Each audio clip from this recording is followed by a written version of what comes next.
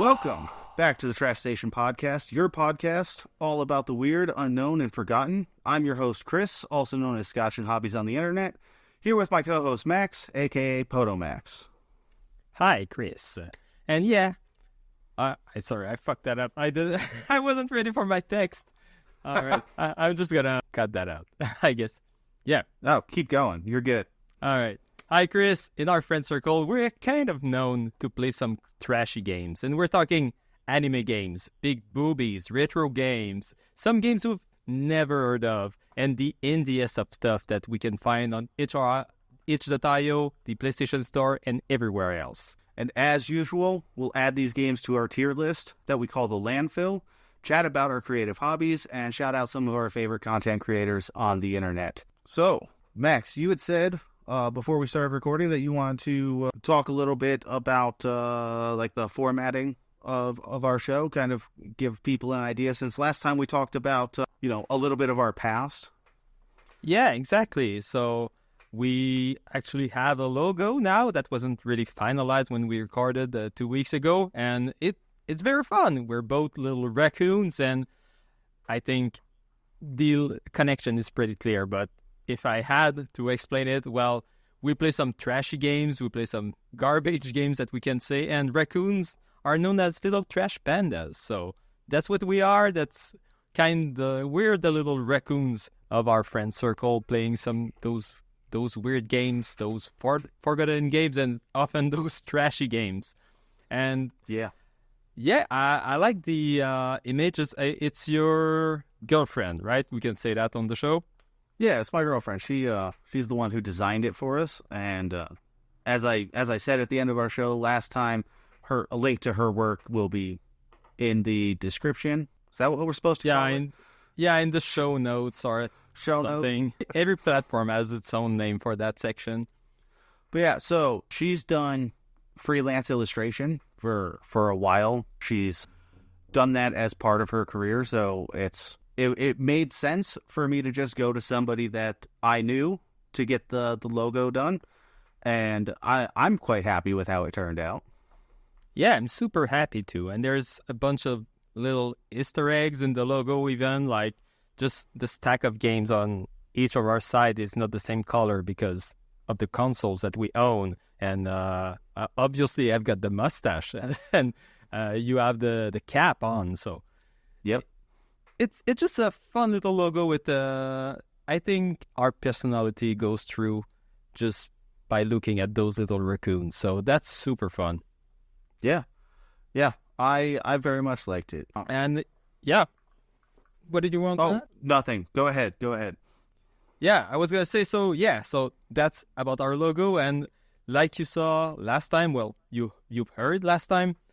We've put all our games on a tier list, and we've built a tier list around that concept and that logo. So I made some little illustrations for each tiers of our tier list, and it's either me or Chris or both of us in all the illustrations, and I've chosen some colors. So if you check our socials or you check our the Landfill that I called, the place where we're going to put all our tier list on Google Drive, you can see all those images and see like the vibe of each tiers. Like we say, absolute bangers, the raccoon has 2 hearts on over his eyes. So you get the feel and the sense of what we're trying to say when we say that's an absolute banger. That's because we freaking love those games. Yeah, I really like the edited images that you made. I think they convey the tiers quite well. I don't remember if I ended up putting our last episode's tier list out on Twitter or Instagram. I think I may not have accidentally. We'll try and be better about that this time for sure. We're gonna get in the groove. Like it's our first time, so it's normal that we just skip a couple steps. I'm pretty sure if anyone wanted to see it, they would have asked. Right. But I think it'll be fun putting those out. It'll be one thing that I've realized personally when listening to some other podcasts is from time to time I'll hear somebody, they'll mention the name of a game, and then talk about it for a while. And while they're talking about it, the game sounds great, but then I forget the name of the game that they were talking about. So all the time. Having a reference like that we'll be able to put out on our socials will be able to help mitigate some of that disconnect that some people may have, that like I have when listening to podcasts about games. I think it's a good idea. Yeah. But I think we should go ahead and start talking about some games, because we have quite a few to get through today. Well, specifically, I have quite a few to get through today. I brought a lot of games. I played a lot of games over the last couple of weeks, and I'm 100% sure that I have more games here than you do. So yeah, from what I'm seeing, you have a couple more. So why don't you just start right off, and I'm gonna squeeze in some of my games between yours. Okay.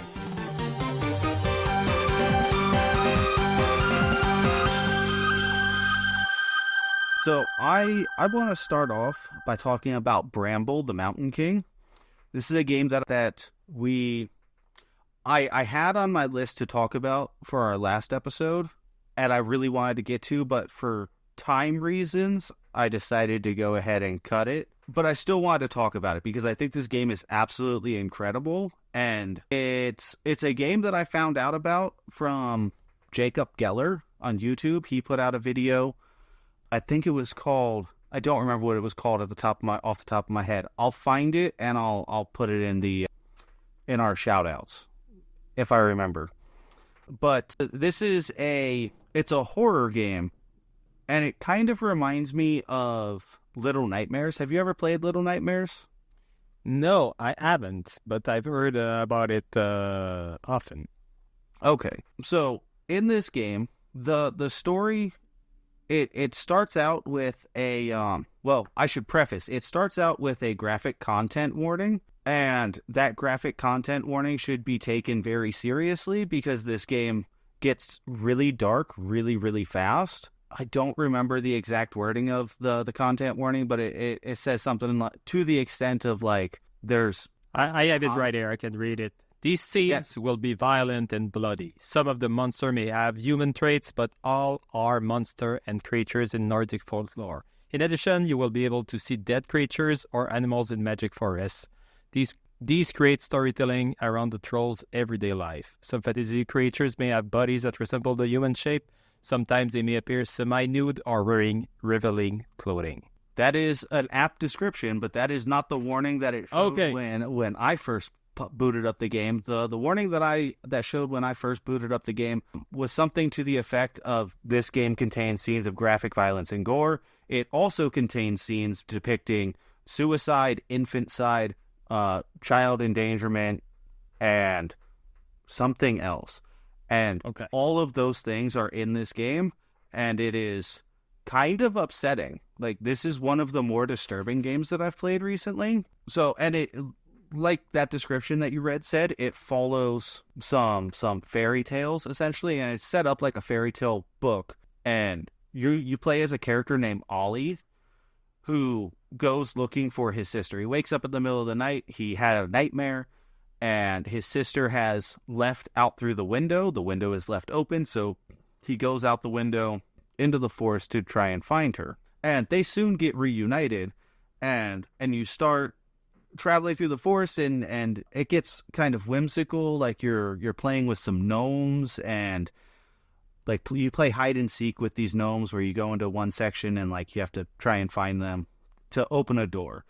And then very shortly after that, your sister gets taken by a troll, and now your quest is to try and get your sister back, because the troll has taken your sister, and some creature tells you that he's taken her to the Mountain King to be eaten. So the general structure of the game is fixed camera angles, and it's basically a puzzle game, like a puzzle. I don't want to say puzzle platformer. Like, there is a little bit of platforming, but it's more just a puzzle game, and the puzzles are relatively simple things. It's like, find the switch in this area to unlock a door, or lower a rope, or lower a ladder so that you can climb to the next area. Its general gameplay is pretty simple, but the story that's telling is very dark and very graphic, and very affecting. And I watch a lot of horror movies, and I consume a lot of horror or a lot of horror media in general. So I was surprised at how affecting this game actually was in like the scares that it was trying to convey. All of that praise being said, there are some minor technical issues that I ran into. There was one section where I accidentally like got behind some level geometry into an area that I wasn't supposed to be in, and got stuck back there and had to reload my last checkpoint. And what was the other one? I think that was the main one. Oh, one time I fell through the world. Like I just fell through the level plane and just didn't exist on the screen anymore. So I had to reload my save there again. So this is an indie game. I kind of expect there to be some minor bugs and glitches. Those kind of things don't bother me. They don't hinder the experience all that much. I just wanted to point it out because some people really don't like that sort of thing in their games. Like they want them to be 100% polished, and I don't care if game's 100% polished if it is a good game outside of those little things. Yeah, and a game that's gripping, I guess those moments can take you out of the effectiveness of the story. So I guess it could be bothersome in that respect. Yeah, it could be. I didn't find it all that bothersome, but like I said, I've had games crash on me before, and I just reload the game, and I'm like, let's keep going. Like, this is fine. I don't care. So I don't care about bugs and glitches like that all that much. But one other thing I wanted to mention, you get to ride a hedgehog in this game, which is adorable and amazing. You just climb onto his back and walk him across a river because you've been shrunk down to being the size of a hedgehog to where you can get onto his back. So this little stream of water is too deep for Ollie to get through, but a hedgehog is bigger than him. So a hedgehog is a small little creature. Yeah, it's very cute. That scene's very cute. The rest of the game, probably cute would not be the right descriptor for the rest of the game with how bloody and violent it becomes. It sounds like a very graphic and intense and 3D version of Limbo.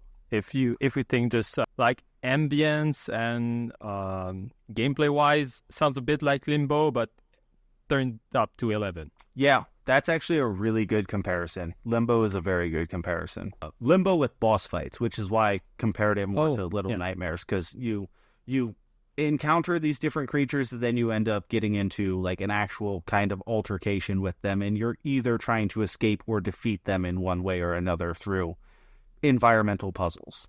It's a very cool game. I don't have much else to say about it. This game is an absolute banger.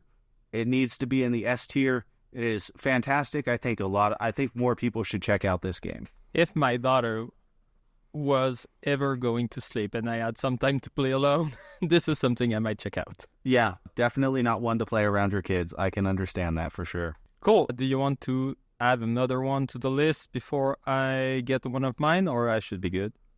Sure, I can go ahead and take another one.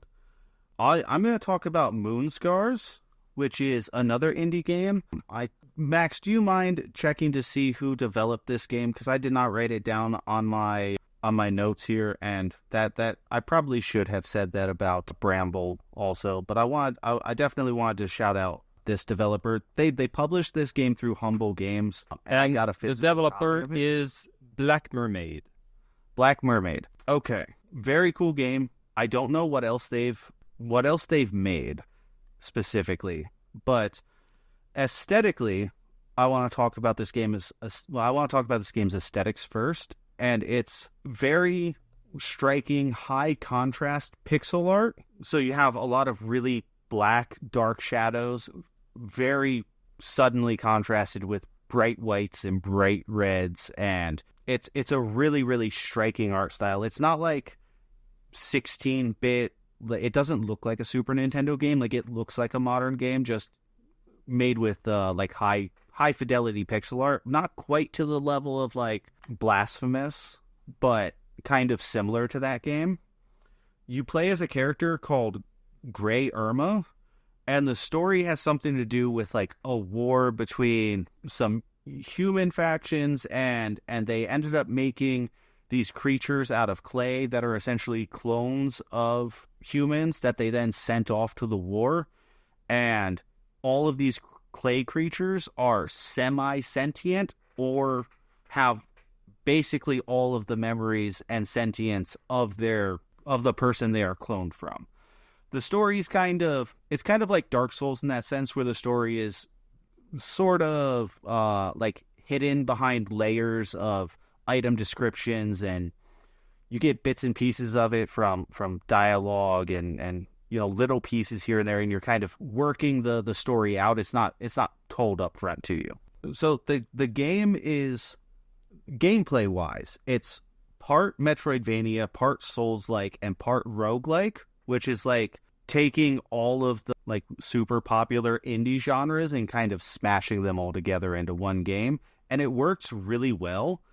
It's not quite a Metroidvania. It's more an action platformer that looks like a Metroidvania. So you have a lot of verticality and map and platforms that are set out like you would in a game like Castlevania. Yes, go ahead, Max. And how would you compare it to Dead Cells, which incorporates most of the same elements in its game? If you play Dead Cells.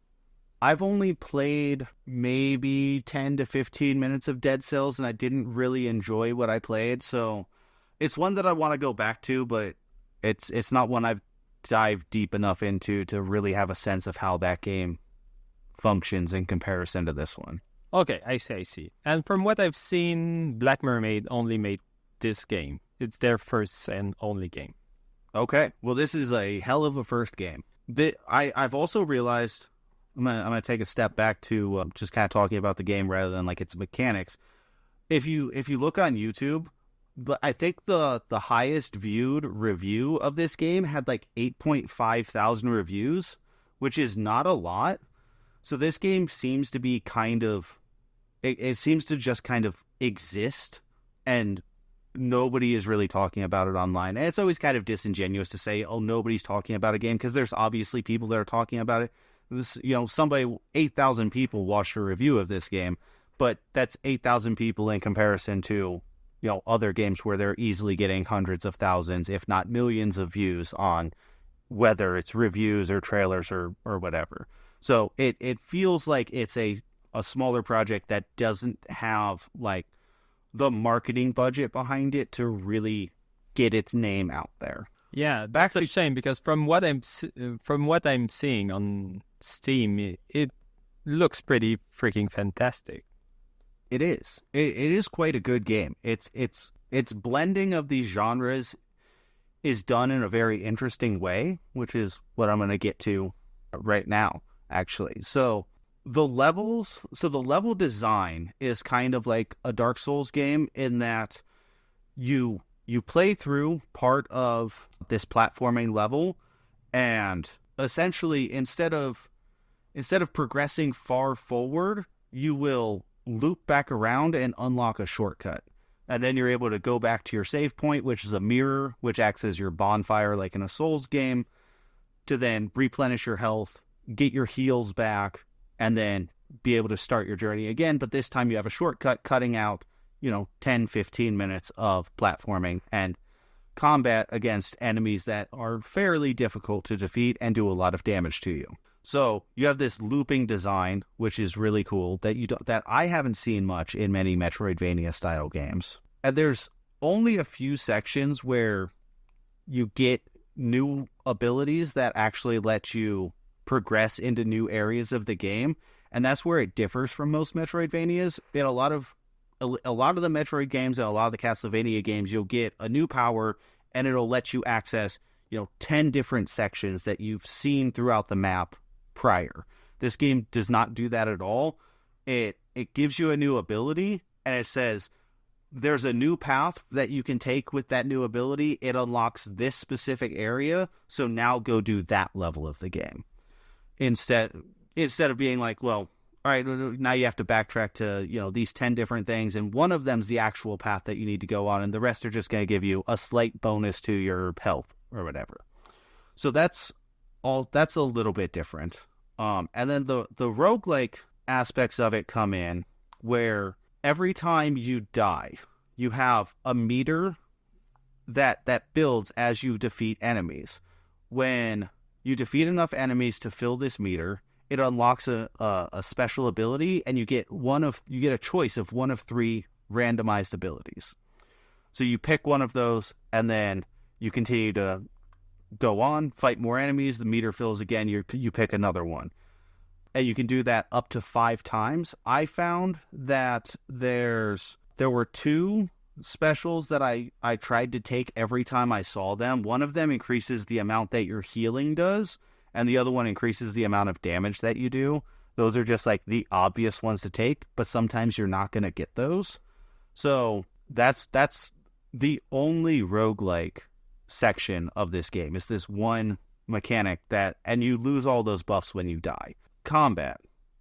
You have a sword, which is your primary weapon, used with square. You have a special attack, which is essentially a heavy attack used with triangle. That's the other roguelike element, is that every time you get to one of the mirrors, which act as your bonfires, you're able to choose a different special attack, and each one of those special attacks can also give you a bonus boon to like your health or your mana pool, or to nothing.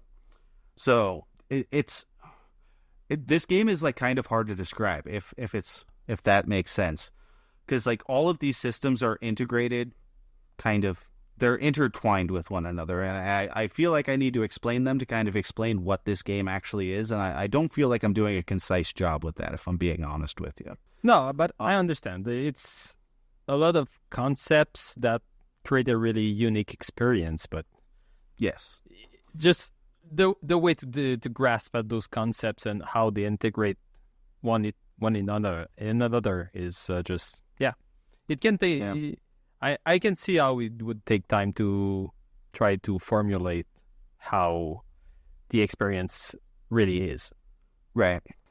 So you have a magic meter also. The magic meter fills up as you attack enemies and as you parry enemies. That will help refill your magic. You need your magic meter to use your special attack, but your magic meter is also your healing ability.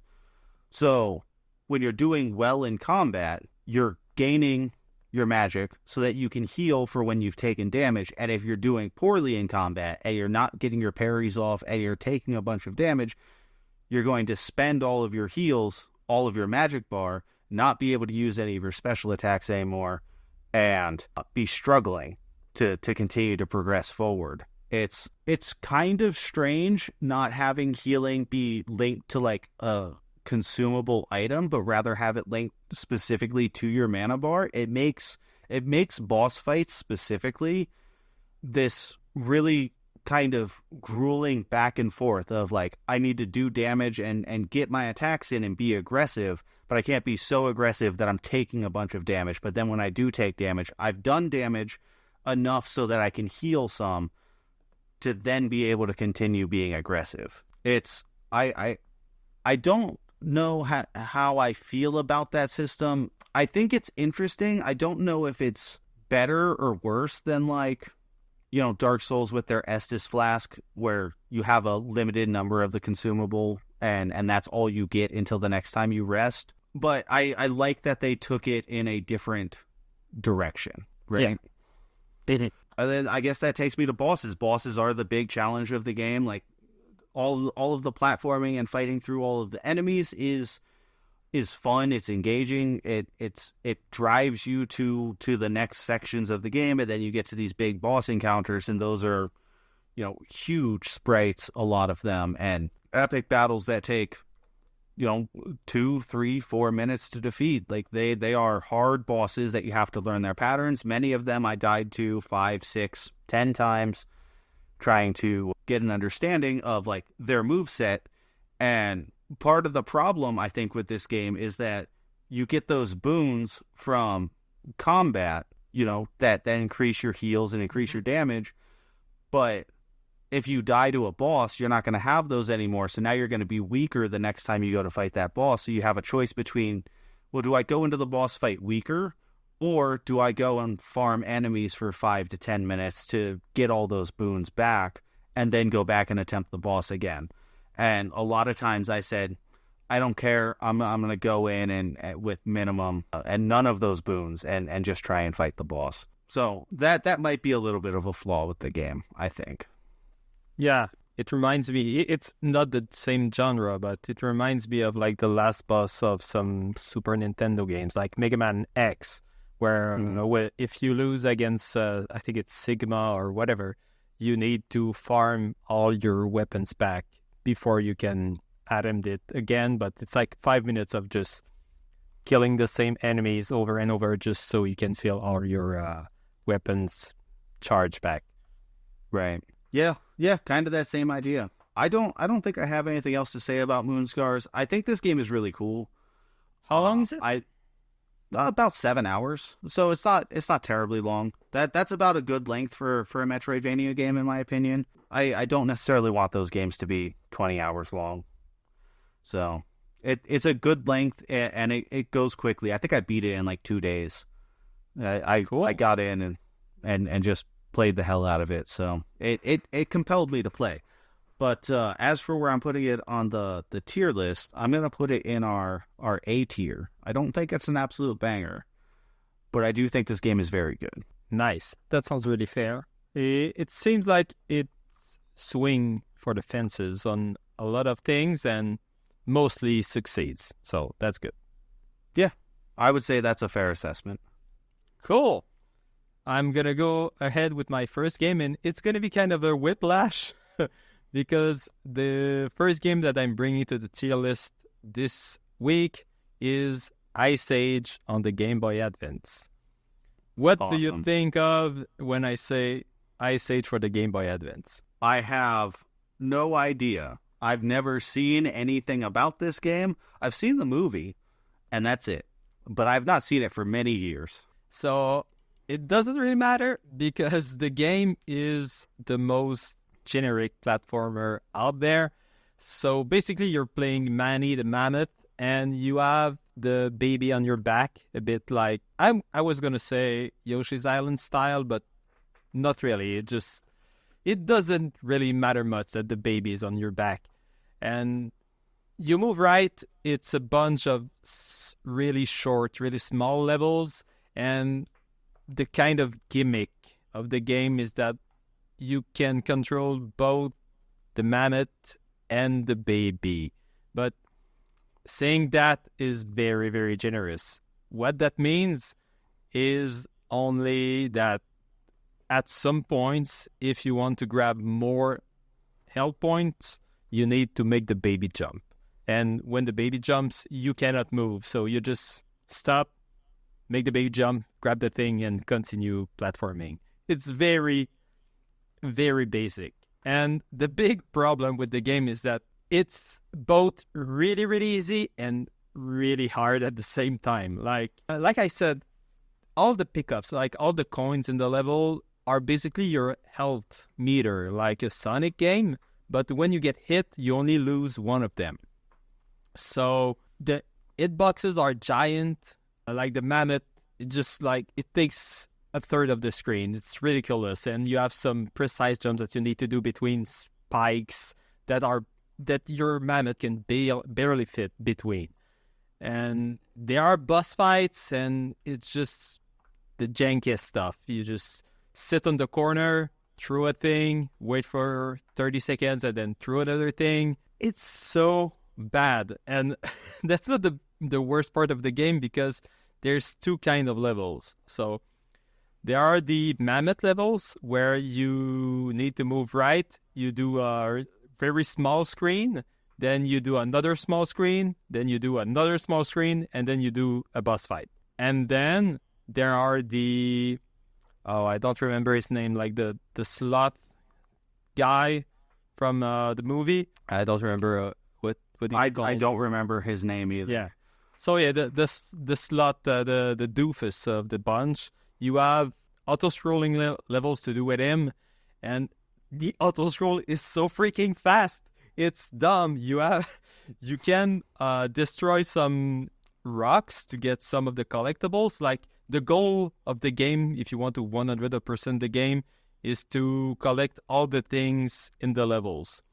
So in those levels, you need to stop to destroy the boulder, but the time that the collectibles appear, the auto scroll has already catched up to you. So you cannot take the time to collect everything, you will die. But technically, when you die, by touching the auto scroll, you don't lose your collectibles. So technically, you can kind of farm those. Like you destroy the boulder, intentionally die, and then restart it. But the collisions are so dodgy, there's no way you will get 100% in any of those levels. I've taken a couple screenshots, and my best was like 60%.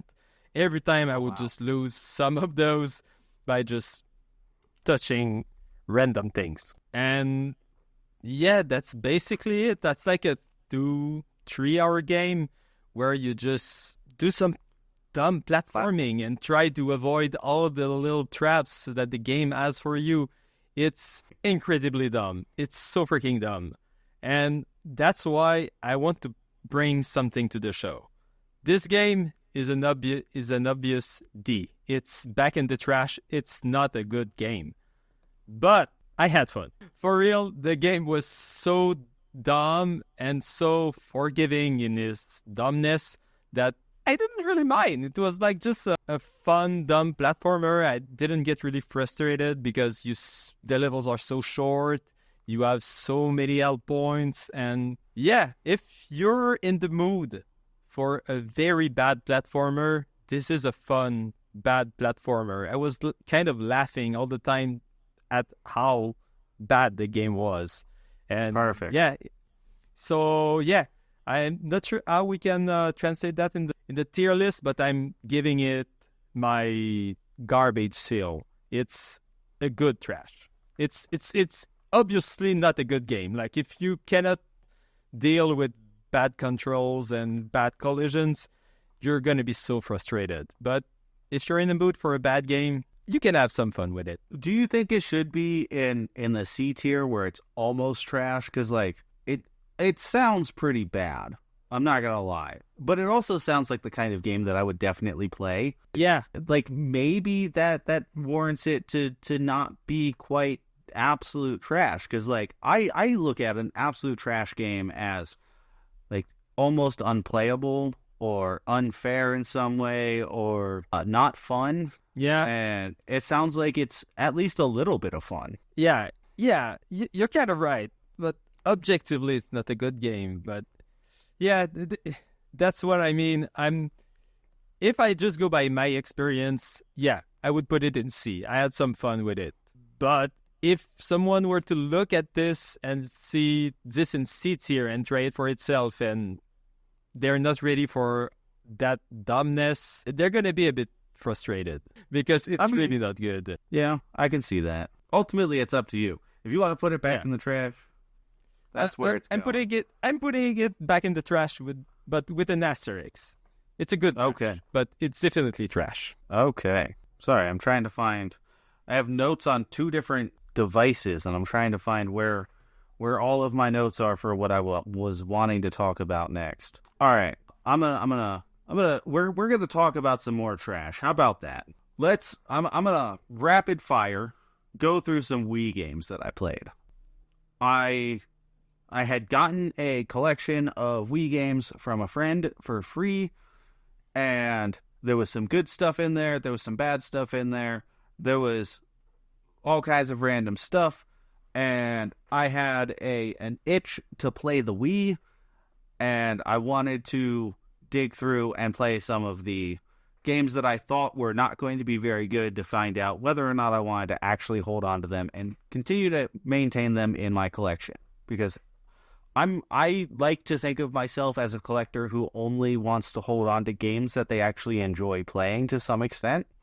Mm-hmm. And if a game isn't fun, for me, I'm not going to hold on to it. So let's start with Heathcliff, the Fast and the Furriest.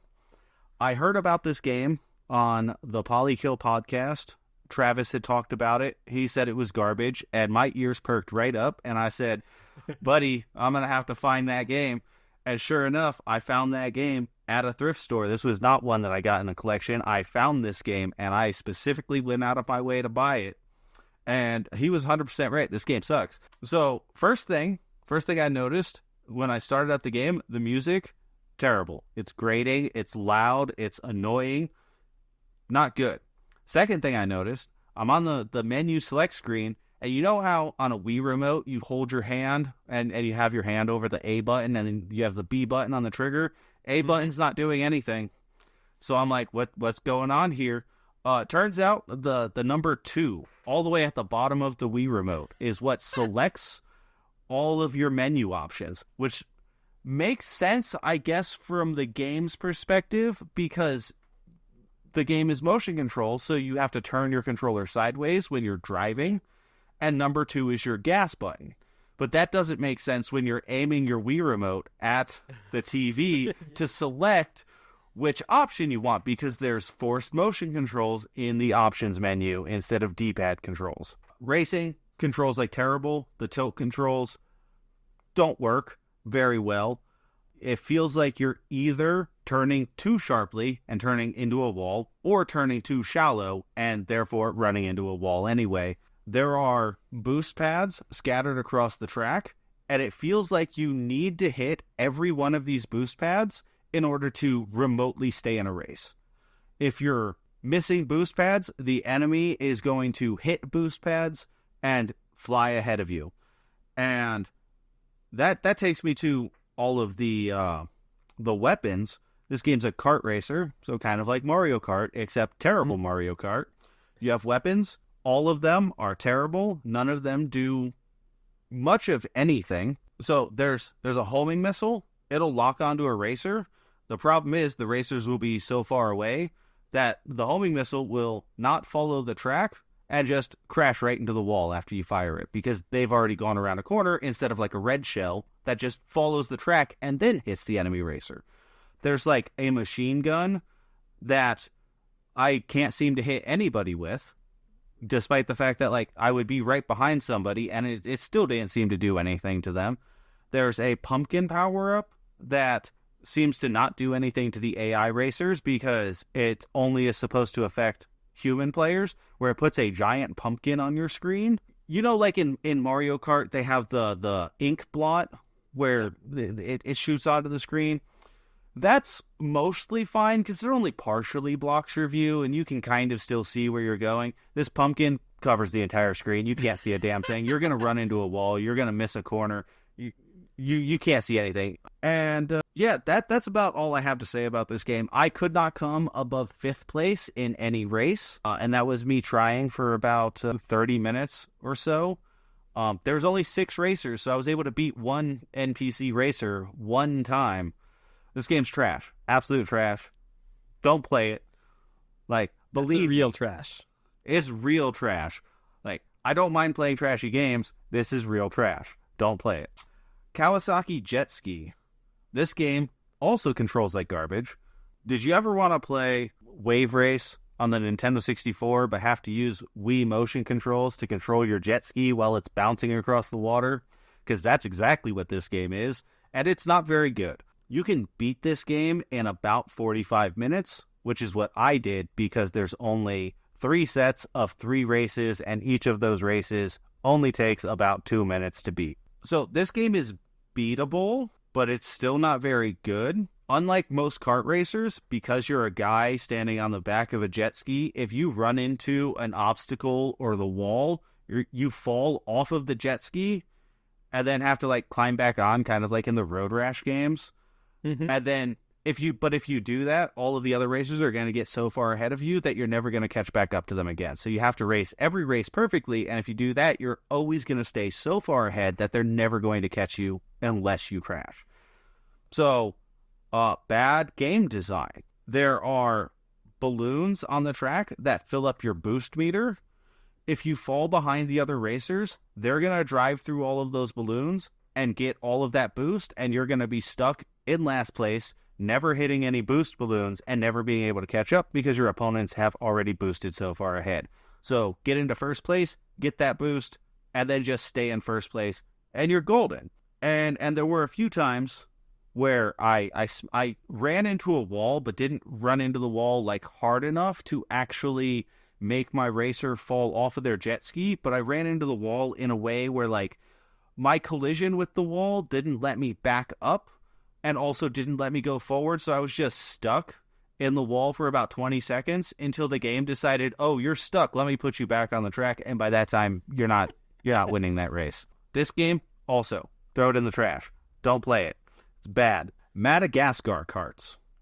I had hope for this one because DreamWorks licensed games tend to be kind of okay. And there's a lot of licensed kart racers that are, kind of fine. And this one's kind of fine, but it's not that fine.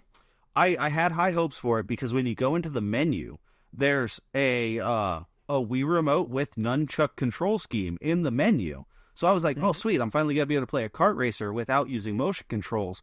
But then there's no way to save that control scheme in the options menu. So when you exit out, you still have to use motion controls. It must be a bug, or I'm doing something wrong, or the game's just bad. I'm voting on number 3. The game's just bad. I was feeling that was option 3, yeah. All of the items in this game are also pretty much useless. Well, I take that back. The items in this game are split into 2 separate categories. Absolutely useless, or so impactful that they make the game actually kind of hard to win races with. So, like, there's a banana item, for example. And a banana in Mario Kart, you kind of spin for a second, and then you're able to continue racing. This game, you hit a banana, and your kart forcefully goes sliding to the left and right for about 3 to 5 seconds. That's really bad when you're coming up on, like, a corner. Now, obviously, like, you want to punish a player or opponent for running into an object, but this just seems like overkill. There's another one that I think it's supposed to be like the blue shell equivalent, like it's only given to racers in like low places, where essentially what it does is it makes all of the racers like bounce, like basically come to a dead stop and start bouncing. It's hilarious, but it doesn't function. Like it makes the game feel almost unplayable because there's times where you get hit by one of those, and every racer gets hit by it, and then you get hit by one, and then you immediately get hit by one again, and then you immediately get hit by one again, and then somebody comes flying past you. And it's like, well, yeah, how was I ever supposed to, do anything against this? So yeah, the items don't feel very fair. The tracks are fine. They're like kind of based on scenes from the Madagascar movie. I've not seen that movie since it came out, so I can't say like how true to the movie they are. This one's it's okay. It's C tier for sure. It's almost trash because this one's at least playable and would probably be a little bit more fun if you were playing with your friends than playing just against NPCs. Yeah, I could see this being very hilarious with a couple drinks and good-minded people. Yes. Yeah. That it would be kind of fun to do that, but good luck finding friends that are willing to be subjected to this game. We've got so many more good options than having to pick Madagascar Kartz. And then finally, I played on October 1st, I played House of the Dead 2 and 3 Returns. This is actually a good game. These are good arcade games. The Wii port is competent in the sense that it plays like you expect House of the Dead to play. So you're using the Wii remote to shoot at zombies on the screen.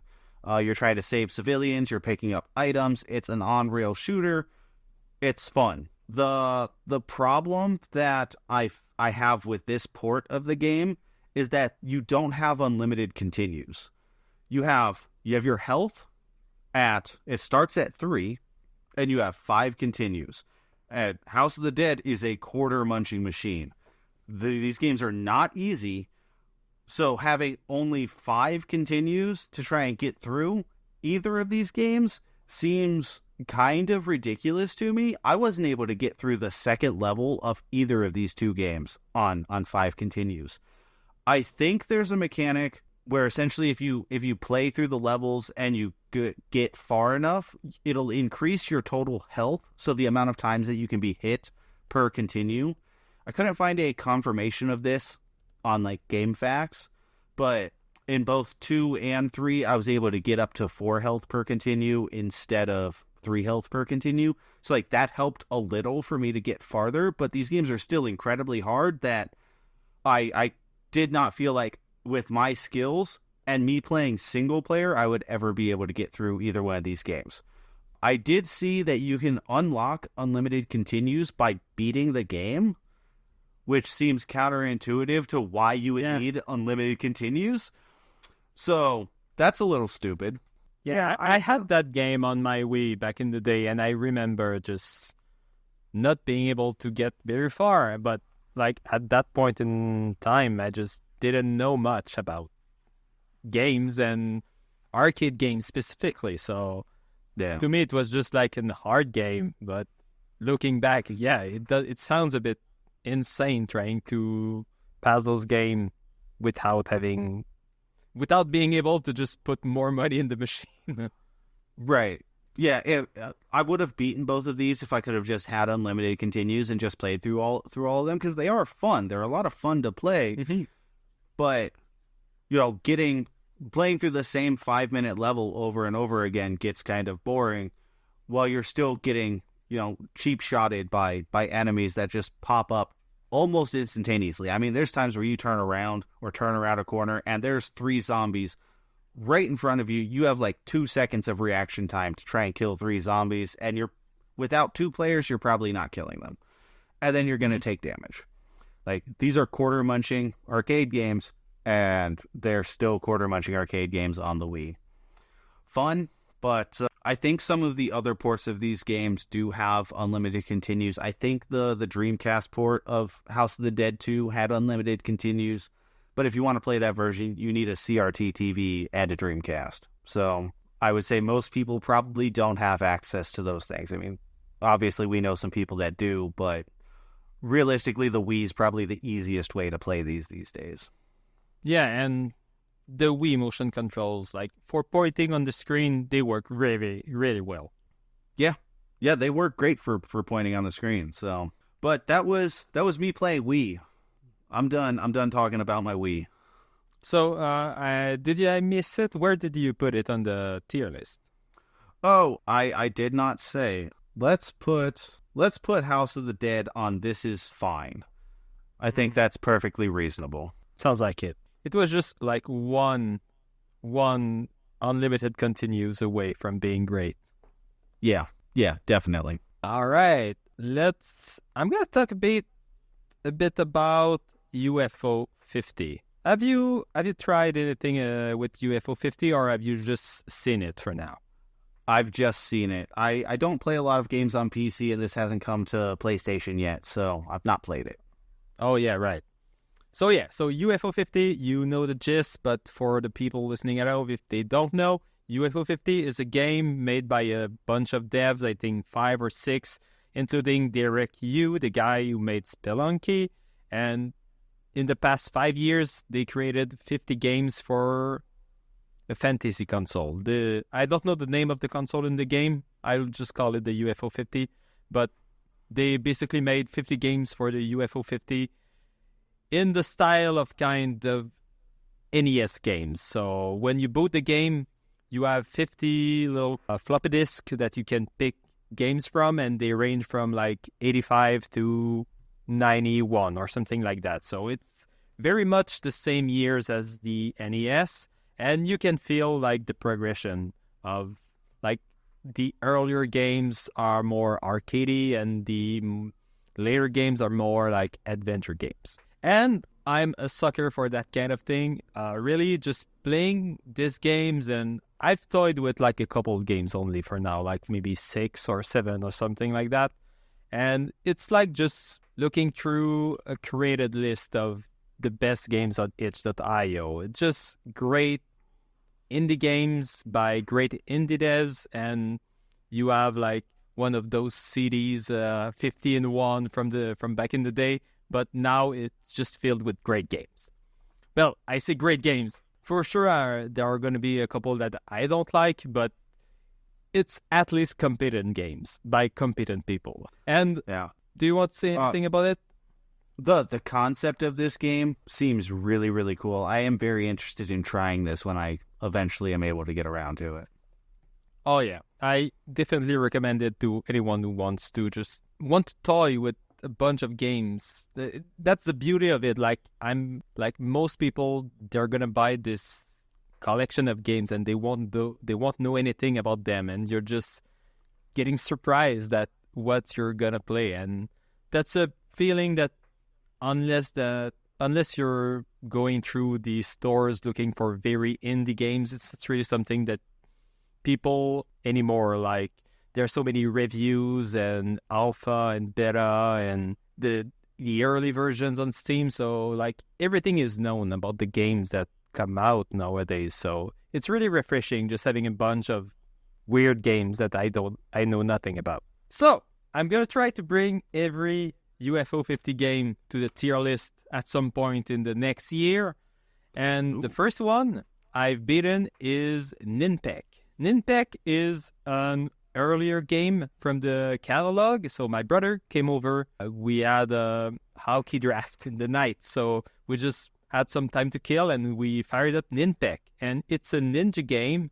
And it's a 2-player couch co-op, auto-scrolling, Contra-ish game, if you want. It's much more slower paced than Contra, but it's the kind of game that you're playing. So your ninjas just run automatically to the right, and you can kill everything in sight. So at first, you can just launch one ninja star, and then you can upgrade your ninja star to be able to mash the button faster and be able to throw 2 and 3 ninja stars one after the other. And the game is really simple. You just run to the right for like 5 to 10 minutes, and then there's a squid boss at the end.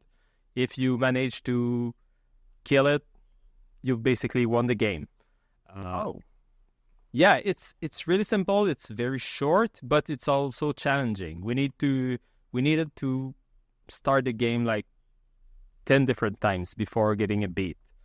But every time we got killed, we just wanted to try it again. Like, the game is so simple, and I have a little trouble trying to differentiate this platformer from any other. It's all about quick movement. Like, most of the game, you're gonna have a couple enemies standing there, and you just need to switch levels to avoid them. And a couple of enemies will be a bit more bullet helly, if you want, and they're gonna throw a couple projectiles. So it's mostly just being in the right lane at the right time and being aware of everything that's around you. The couch co-op is fine. You start with 3 lives. Your partner also has 3 lives, and every time you hit something, you lose a life. And then you come back as a ghost, and you have like a 10 to 15 seconds where you're invincible, and you're stronger when you're a ghost. So when you reach the end boss, you can kind of cheese the end boss by just getting killed and spamming your stronger attack directly into his eye, because the end boss, you can only shoot his eye, and basically his tentacles appear one after the other, a bit like the dragon in Mega Man 2, where you have to jump on the platforms while he moves to the right. So you need to wait for a tentacle to be at the right height so you can shoot his eye and then start avoiding everything again. And the main thing that's bad about the game that I didn't like as much is there's no indicators of your level of ninja stars. So when you die, your ninja star reverts back to being the first level of ninja stars, where you can only throw 1 ninja star at a time, but there's no visual indicator. So sometimes I would die, I would start again, and I would start spamming my attack and realize I'm too slow to kill the enemy and having to pivot at the last time. So just a simple indicator to know if I'm level 1, 2, or 3 would be useful, so I don't get confused. And you cannot steal lives from your partner. So at some point, if you lose all your lives and your partner has 2 more lives, you won't be able to reappear in the game until a balloon appears. I think it's point-based. It's not really clear. But at each interval of like 200 points or something, there's a balloon that appears. If both players are alive, it will give you one more life. But if one of the player is completely absent from the game, they will get revived. Okay. And that's basically it. We had to leave after we've beaten the game, so I did not try the second loop where it's much more difficult. But the main part of the game, that was really fun. We had a good time playing this fun platforming, auto-scrolling arcade game. That sounds fun. Yeah. I don't mind a platforming ninja game. I'm never really good at them, but I definitely enjoy them when I do play them. Yeah, so that's basically it. It's my first beat from UFO 50, and it was great. It's maybe lower in the great tier. Like, it's not the most complicated game out there, but for the concept and for the restrictions of being a game that's supposed to have released in the 80s, that's really great. It's a great arcade game and a fun couch co-op time. Excellent. All right. I'm going to talk about 2 games kind of in tandem because they are very much related to each other. I played Alien Resurrection on the PS1. I could be wrong about this, but I believe this is the first-person shooter that used dual analog stick controls for movement and aiming at the same time on the PlayStation. Like I said, I could be wrong about that, but that's what I've heard in the past. And this game controls fine, but it is extremely hard. And like I wasn't expecting a PlayStation Alien game to be easy, but I was not expecting it to be as hard as this game is. So I only was able to play through 2 levels of this game. The first level, you're kind of introduced into the world, and there's not a whole lot of aliens, but it's pretty typical like Doom clone kind of game. All of your corridors are pretty straight, not many curves. I mean, it's the Alien franchise, so like you're in space, you're on spaceships. All the walls kind of look the same. Unlike Doom, so more, I guess a little bit more like Quake, there's some verticality to the levels, so like you can have ladders that go up and down, but there's no like ramps. So it's a very, you can tell that it's a very square geometric game.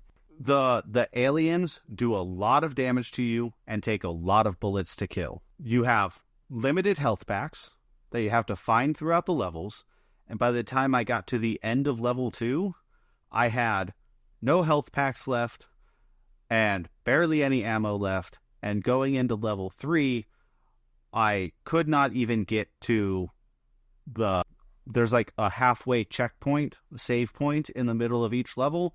I could not get to the save point because there was just too many aliens attacking me at the same time. I didn't have enough ammo to kill them. I did not have enough health to be able to take a few hits to be able to continue to progress through this game. So essentially, if I wanted to progress farther into this game, I would have to completely start over and try not to take any or very little damage all through levels 1 and 2, relearn those levels to be able to continue to progress forward. I don't think this game is worth me doing that. This game's just kind of okay. I will say, in the first level, there's a known glitch that I ran into, and I didn't know about this glitch. Essentially, when you get to the save point, you go around a corner, you fight a couple of aliens, you find a card key, that card key opens a door, you go through the door, you fight a bunch more aliens, and that leads to the end of the level eventually. Well, if you have saved at that save point, and then you die past where that door is, when you reload at that save point, the card key will no longer open that door. So you're just permanently stuck in the first level without being able to progress forward. So I had to restart my game in the middle of the stream because of this known glitch. Kind of sucks. Yeah. I'm going to put this game in Man, it's hard. I think this game is fine. I think I want to put it in. This is fine. There's definitely somebody out there who likes this game because it feels like you're in the Alien universe, right? Like it does, at least in the PlayStation 1 sense. So it's almost good, but the challenges of this particular game and some games from that era just kind of hold this game back in a modern sense, in my opinion. So I can't quite say that it's great, and I'm probably going to sell my copy of this game, honestly. So there's an exploit was found with this disc in 2023, I think, late 2023, where essentially somehow you're able to use this Alien Resurrection disc in your PlayStation 1 to then boot into like either other regions of games or like burn disc games. So you're able to bypass the copy protection of the PS1 by doing a disc swap with this Alien Resurrection game. So because of that, this game ballooned from being a $20 game to being worth like over $100 for a complete in-box physical copy. And I don't game that's basically just a footnote of first-person shooters. Yep. A game that is interesting because it introduced dual analog stick controls, and that's probably the only thing that makes it interesting. So I'm probably going to sell my physical copy because I don't feel the need. I don't think I'm ever going to come back and try and play this. Like it was frustrating getting to where I got to in this game. That brings me to a different Aliens game, just Aliens Fireteam Elite, which is on PS4, PS5, Xbox, PC, all the modern stuff. This game is a good Aliens game. It is up to 3-player cooperative third-person shooter set in the Aliens universe. Obviously, I haven't played a whole lot of this game, but I have been playing it with one of my friends. We've gotten through a few missions, and it's a really competent third-person shooter. It has a little bit of this loot system where like you complete missions and that earns you credits to where you're able to buy different guns. You have different classes of characters that you can choose to play as, and by choosing the different classes, you're able to have access to different loadouts of types of weapons. So like you can pick the class that only uses heavy weapons, so you can have like, you know, a heavy machine gun and a big laser rifle, or the class that I've been playing just has like an assault rifle and a shotgun and a handgun. Really a pretty fun cooperative game. I don't know how much fun I would have playing this by myself. You can play it by yourself because you always have a squad of 3, and you can just have 2 AI controlled minions come along with you on the missions. I played a couple levels like that, and like it was fine. But this game's definitely a lot more fun if you have some friends to play it with. And I believe it's cross-platform, cross-play, so you can play with. I believe. Don't quote me on that, because like I'm playing on PS4 and my buddy's playing on PS5, and we have no problem connecting. But I haven't tried playing with like somebody on Xbox.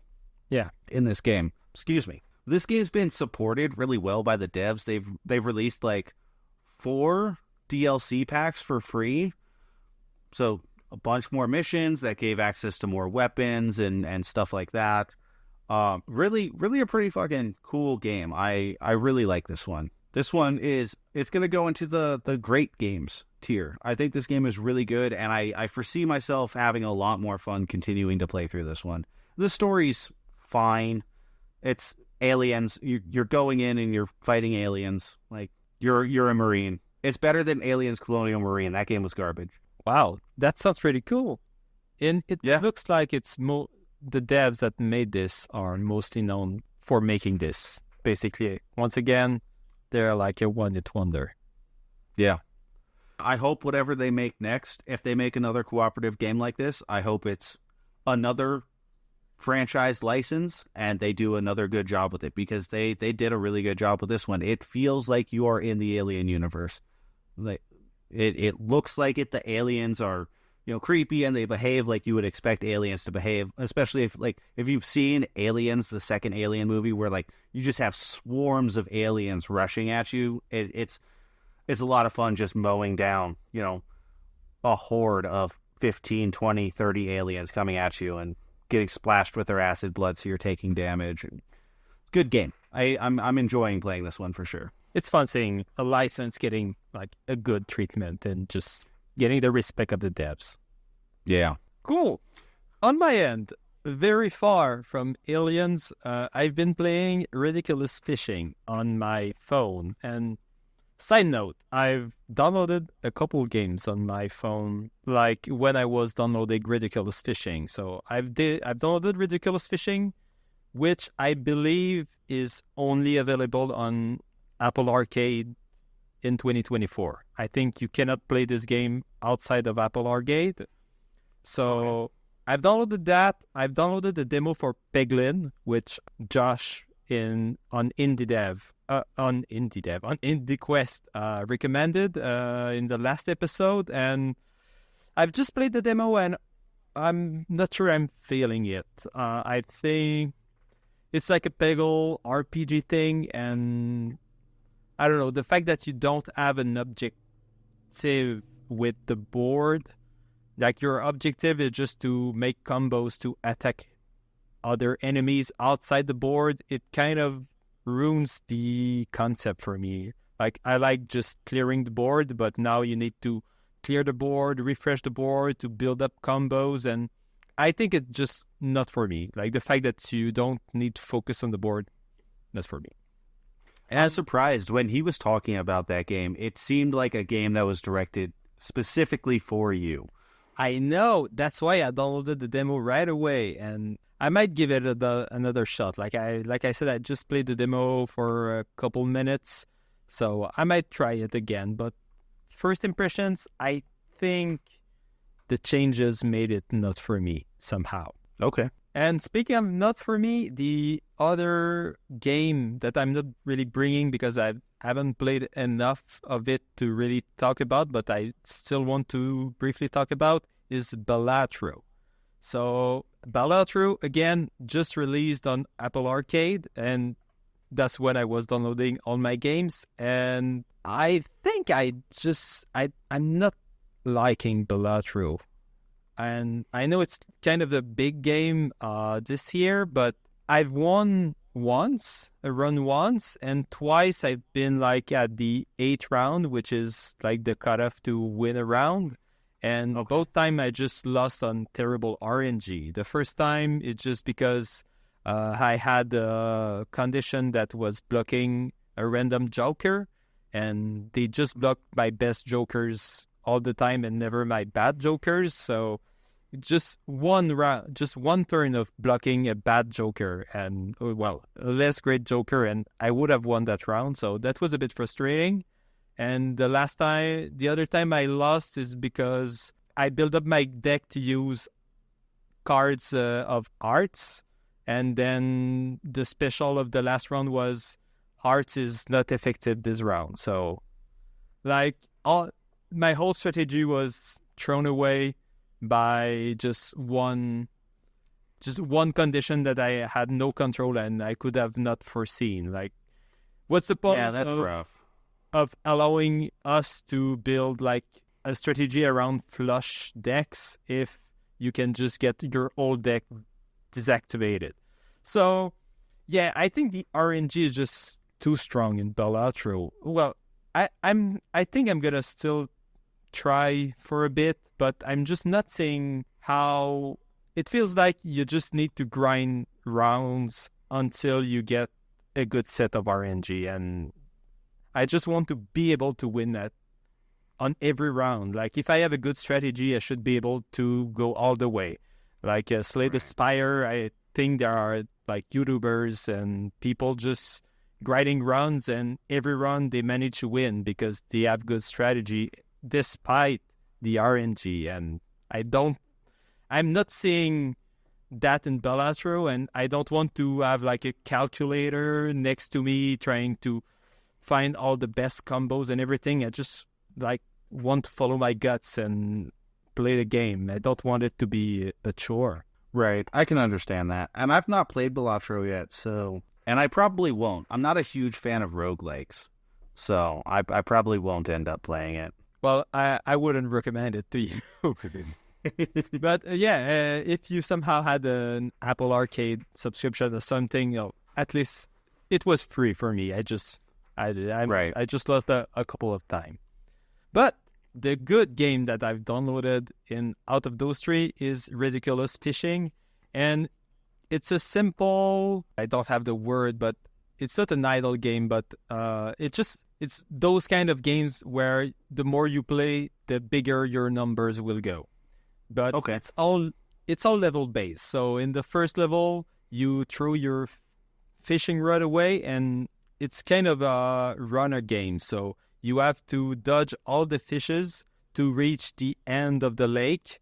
And on your way back, when you reach the end of the line, you need to actually catch all the fishes, all the one that you were avoiding at first, and then they pop out of the water, and then you have a gun, and you just shoot all the fish, and each fish that you shoot gives you money. So it's just a very satisfying loop of skill, of dodging the fish, then relaxed time of grabbing the fish, and then explosion of shooting everything, and it all goes into pieces, and then you get like $15,000 from your fish, and then you can upgrade your gear with that. And what's cool is that there are different lakes. So once you've done with the first lake, which only goes down to 300 meters, then you get an harder lake with more fish and more bad fish that actually removes dollars when you shoot them.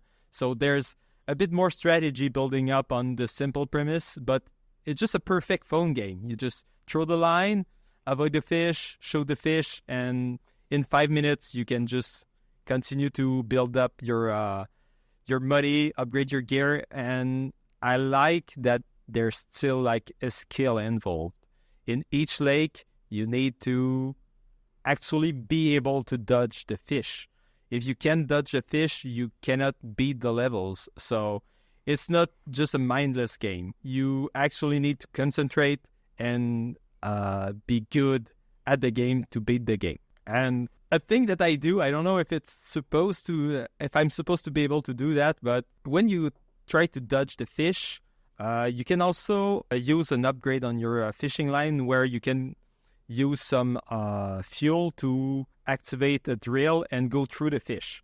So if you're in a crouch and there's fish everywhere, you can just tap the screen and then you destroy the fish and you don't lose your run.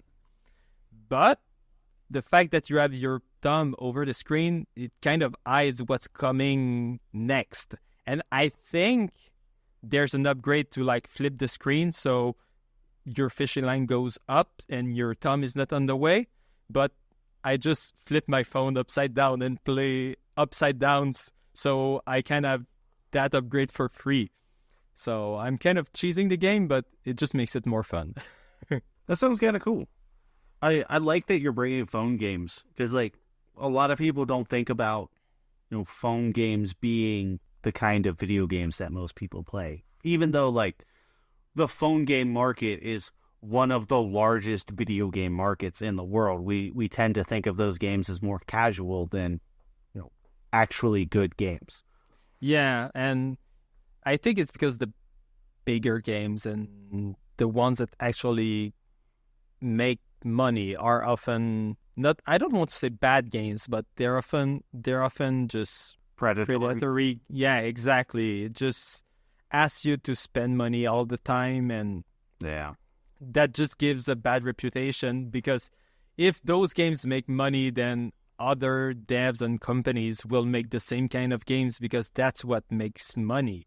But in the sea of predatory games, there are a bunch of cool games shuffled in, and that's what I like to try to find and actually play. And there's also a bunch of like real games, like if you think of something like Minecraft or Fortnite, it's available on the phone and you can just plug in a controller, and it's basically just a mobile game console. Yeah. I've definitely played some Minecraft on my phone back in the day. Even using the touchscreen controls, it still works just fine. Like, that game plays well on a phone. It's great. I love Minecraft. Oh, yeah. And for Ridiculous Fishing, I've seen the credits for what I think is the main part of the game. So I'm kind of at the halfway point. And because I think there are a bunch of DLCs that were added to the game, and this one is like the full version of the game. So for this version of what I've played so far, I'm going to put it in great game. It's a great phone game, and out of all the games that I've downloaded recently, it's one of my favorites. And compared to Balatro and Pedlin, I actually stick with that one, and I'm eager to actually beat all the DLCs too. So it's a great game, and once I'm done with it, I'm going to come back and tell you if it's still in a great game or if it's an absolute banger. But for now, it's a great game, and if you have Apple Arcade, definitely check that one out. I don't have Apple Arcade. If I did, I would definitely check it out. All right, for me, next game I'm bringing is Silent Hill 2. This is a classic game. Max, have you ever played Silent Hill 2? I've never played any Silent Hills. I've never played any Resident Evil. So it's all the survival horror genre is blindside for me. Okay. All right. So Silent Hill 2 is classic PS1, PS2 era survival horror. You have tank controls. So forward on the D-pad moves you forward, regardless of how the camera is facing. Back moves you back, regardless of how the camera is facing. Left and right turn you left and right in orientation of how your character is currently facing. So if you're facing towards the camera, pressing right will turn them to the right, but it'll look like it's turning to the left to you, the viewer. The thing about Silent Hill in comparison to a game like Resident Evil is that Silent Hill doesn't actually have a fixed camera. It's semi-fixed. Like when you go into a room, the camera is positioned in a way that they want it to be positioned. And there are some places where the camera is actually fixed and you can't move it. But for the most part, when you're exploring a lot of the environments, you can just press and hold L1 or L2. Is it L2? I think it's L2. And that'll spin the camera around behind you so that you can always have your camera behind your character instead of, like running towards the camera and then kind of being disoriented. I know a lot of people have complained about the disorientation of fixed camera angles in the Resident Evil games, where like they feel like, if you're in a hallway and you're looking at a character from one direction and then you pass where the camera is and then you're looking at them from a different angle, it can be disorienting to tell where you actually are within the 3D space. Silent Hill tries to do away with that by allowing you to adjust the camera for yourself in most areas. You can use the L1 and R button to strafe. It's kind of useful in some of the enemy encounters, but enemy encounters are not like the main part of a Silent Hill game. The main attraction of a Silent Hill game is its dark and creepy atmosphere, and it's also just a giant puzzle box. So you're following. I'm not gonna dive into the story. Like, I don't care about spoiling games kind of in general. I like when games get spoiled for me, because oftentimes those spoilers make me want to play a game that I had not played before.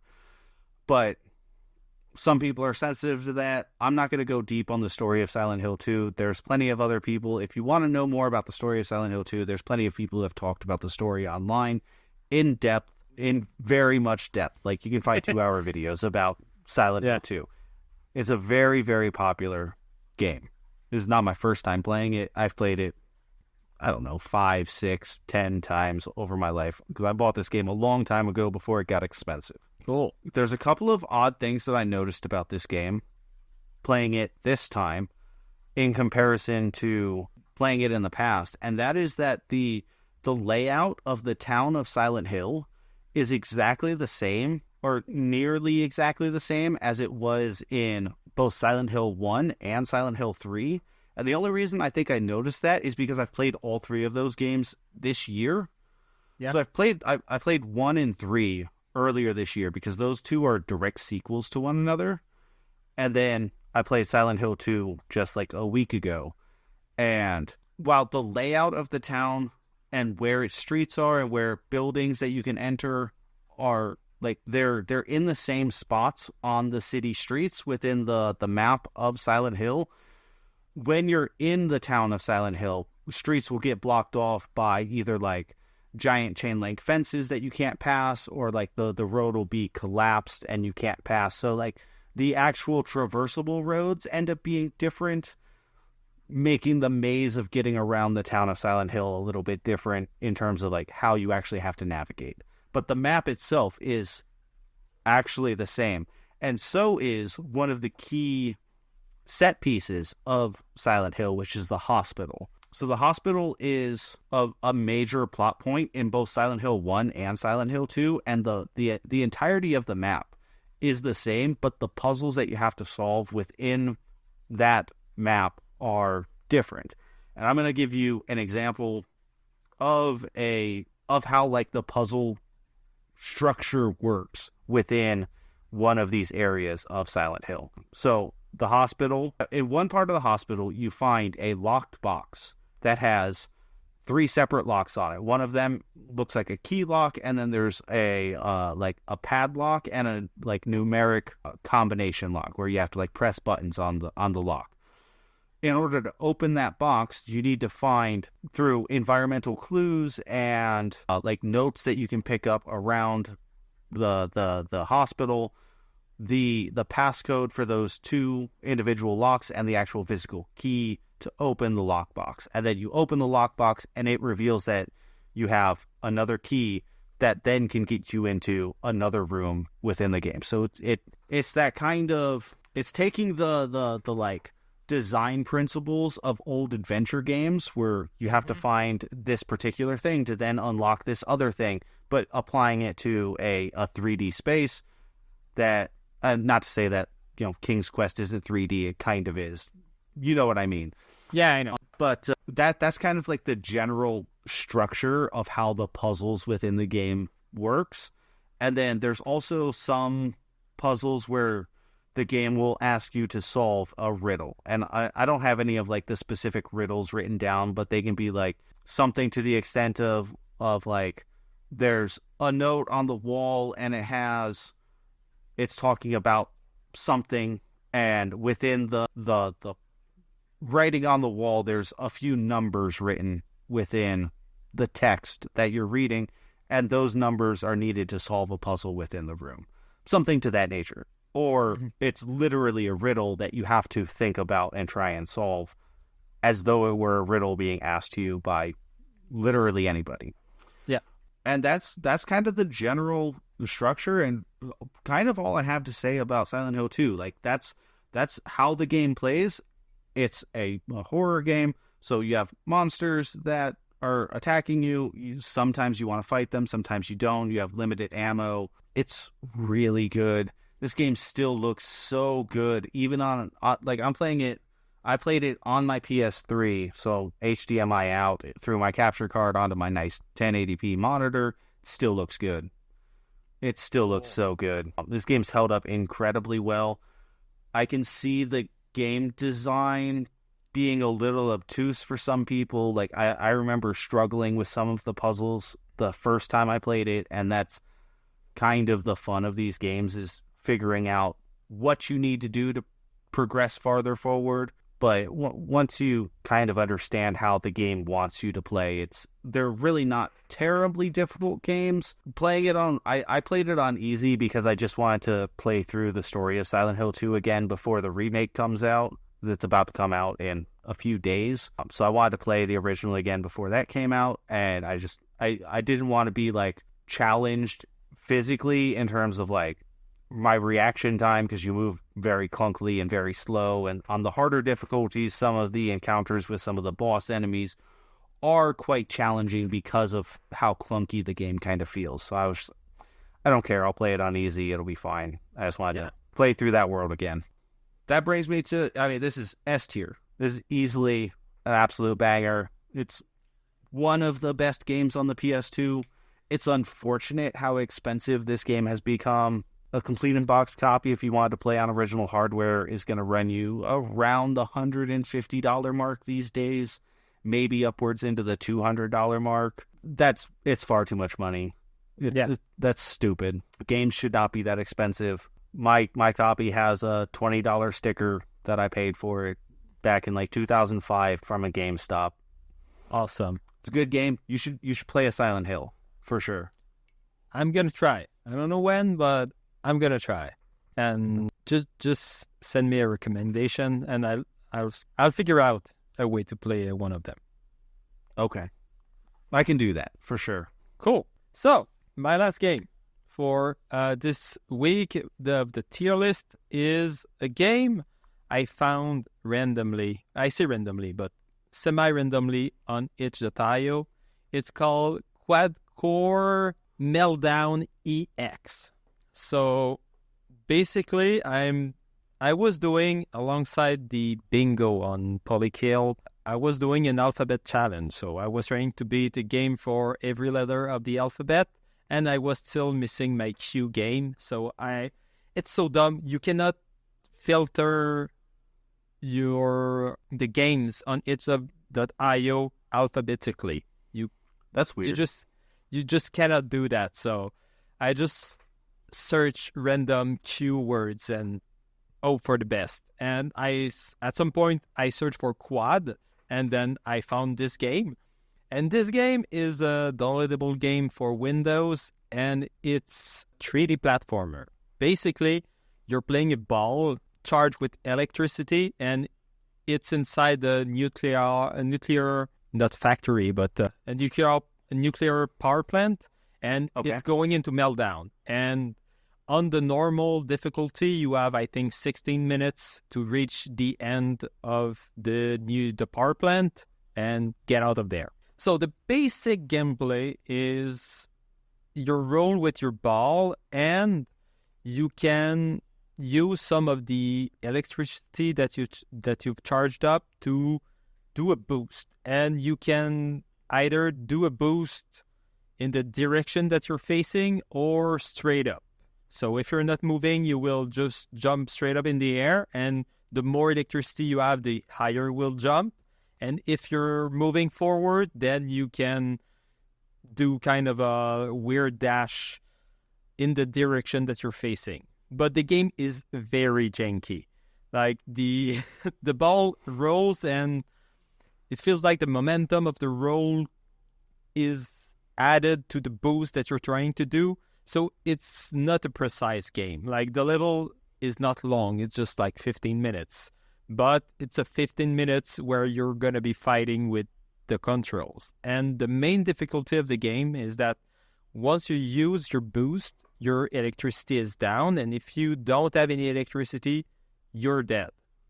So you need to manage keeping your electricity. And the way you get that electricity back up is by waiting for a bit, like in modern games where you replenish your health. And the big difficulty in normal mode is that you don't have the time to get your energy back up because you're under stress of the meltdown. Plus, if you fall into water, your boost meter just goes way down because you're conducting electricity in the water. So I've tried it a couple times on normal, and I just got frustrated. The controls were not precise enough. You need to do some very precise platforming at some points, and you can fall down in previous sections, and you don't have the time to go back in the previous section. There are huge pits of water. You need to go back out really quickly, but since you're boosting in the air, the camera goes everywhere, and you just don't have the precision to land somewhere not in water, and you just die, and you have to start the thing from the beginning. And 15 minutes is kind of long of fighting with controls over and over again. Yeah, I can see that. So I just chilled out and put the game in free play. So basically you don't have any timer, so you just play for the best time, and the water doesn't kill you. So you can just relax and do the platforming. And for me, that was just the right level of challenge because the controls are already really finicky, and you have a lot of verticality to do, and doing that with boosting, and sometimes you have to kind of boost in circular pipes, and you have to kind of boost again and again and again just to try to get a bit of upward momentum while rolling in the pipe. And it's kind of fun, but under the stress of not having enough electricity and having not enough time to beat the level, that was way too much. But on free play, that was a nice time. I had a nice little time of trying to figure out the controls and reach the end of the game, and it's something that I don't think I'm gonna play again, but I wouldn't mind like trying to speedrun it for an evening and get my time down. And it's always nice to kind of have a game like that where you kind of get that itch to speedrun it. Like, I don't speedrun a lot of games, but I have tried to speedrun a few in the past, and it is kind of fun sometimes. Yeah, for sure. And I haven't really talked of how the game looks, and it's kind of playing of a PS1 game. It's that crusty aesthetic with a lot of pixels. It's still 3D, but it's really very much in that PS1 nostalgic trend. Cool. And for all those reasons, I would put this in, this is fine. Like, it's a low, this is fine, but the fact that there's a free play mode and you can just get used to the physics and take your time and actually have a good time in your own way, I think it's fine. It's fine. It's something that you can download and have fun on stream for an hour or so. And yeah, it's a fun little platformer. Interesting. Is that only available on itch, or is it... I'm pretty sure just free on itch. Okay. Probably should have looked while you were talking, but... Yeah, from what I'm saying, I think it's just a free game that they've put online for fun. Just like a little solo project. Cool. I love it. All right, I have one final game, which I've had a lot already this episode. Last game is Nightmare Before Christmas, Oogies Revenge. Let me ask, Max, have you seen the movie Nightmare Before Christmas? I've seen it once a very long time ago, but I'm kind of familiar with the aesthetic and story. Okay. To start things off, this game looks like the movie. It's a PS2 game, so it obviously doesn't quite look as good as those stop-motion puppets do. But for a PS2 game, it looks as good as it could, copying the characters and the aesthetic and the feel of that movie and of that world. So that's really cool, because I'm a big fan of that movie. It also takes a lot of the songs from that movie, because that movie was a musical, and it remixes them with new lyrics that are more focused towards the story of this game, rather than what the music was for in the movie.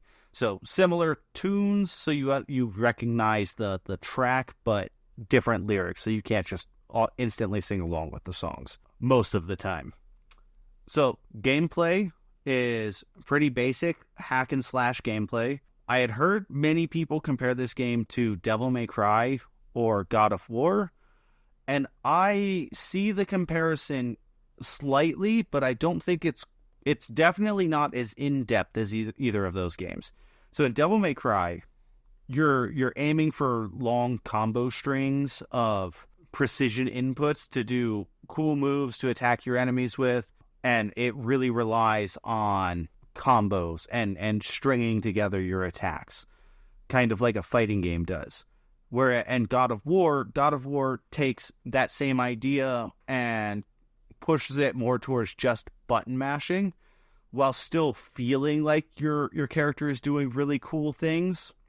The problem with this game is that your primary attack, your square, your light attack, is a 2-hit combo and does not combo into any other moves. So it's just a 2-hit attack and then back to neutral. 2-hit attack, back to neutral. That gets really boring pretty quickly. Your heavy attack, when you press triangle, most of these games, square, light attack, triangle, heavy attack, when you do your heavy attack with triangle, every time you do that attack, Jack says Soul Robber, which is the name of the gooey thing that's on his hand.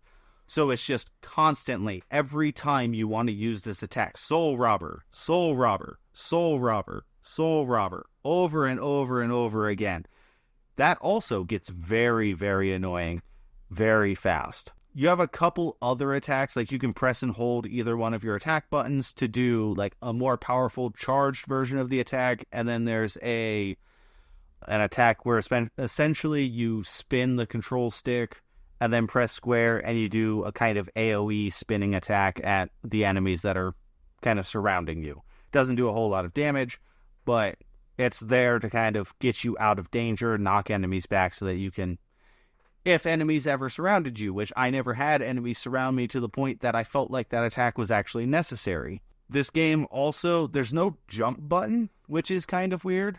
So it's not very much a platformer. It's just like a hack and slash action game. There is some verticality, but to access that verticality, there's grapple hook spots. And in order to access the grapple hook spots, you have to press that triangle button, which then makes Jack say Soul Robber again, which is very annoying.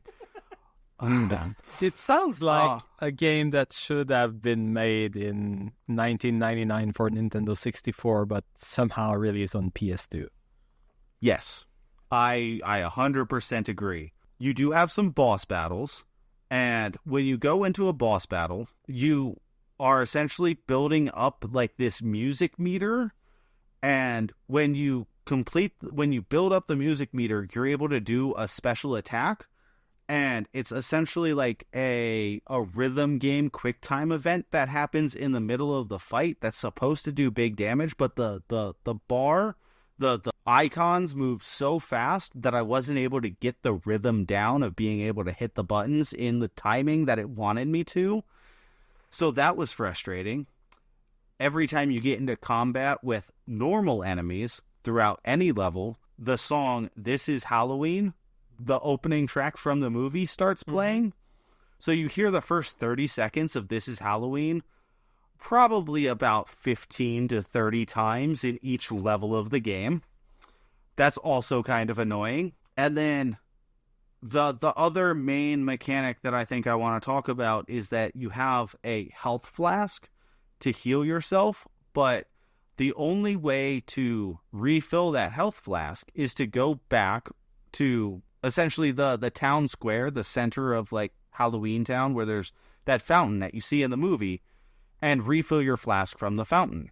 The problem is that when you're in a level, you may be 5 or 6 screens away from Halloween Town, so then you have to walk all the way back, refill your flask, fight all the enemies along the way, hearing This Is Halloween for 30 seconds each time you fight those enemies, and then walk all the way back to where you were to be able to continue playing. This game was made by Capcom. I don't understand. Like, Capcom was doing great things with Devil May Cry in 2001, and then somehow in 2004 they put out this game. And people remember this fondly, and I don't know why. It's a frustrating... Yeah, they must have been kids when they played it, because this is a kind of frustrating mess of a game. There's 24 or 25 levels that you have to play through in the game. I played for about 2 hours. I got through 5 levels. How Long to Beat says that this game is 12 hours long. Considering I only got through 5 levels in a 2-hour long stream, I believe that this game is actually 12 hours long, and I am not going to play 12 hours of this game. That's 12 hours of This Is Halloween and Soul River. That's way too much. Very much so. I don't think this game is trash. Like, it's competently made, mostly. It's kind of fun. Like, if you like Nightmare Before Christmas, I can see you getting some enjoyment out of this for the first hour of playing it. So I think it's worth looking at, but I don't think it's worth playing all the way through today. And that puts me to where I put it on the tier list, and I'm really torn between This Is Fine and Almost Trash, because I don't think this game is quite as bad as some of the games that we've put into like the Almost Trash tier. Yeah. But I don't think this game is actually all that fine. But I'm going to put it into This Is Fine, just with that asterisk saying it's maybe not that fine. Yeah, kind of what I was saying to you before the stream. It's like a B-. It's not garbage. Yeah, it's not quite garbage, but it's also not. It's not that playable either.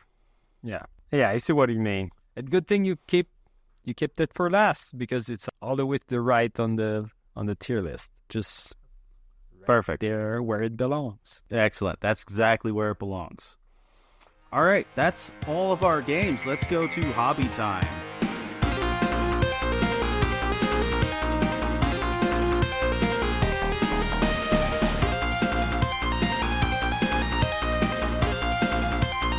So for me, for hobby time this week, I built 2 weeks. I built a model kit of one of the robots from the anime Castle in the Sky.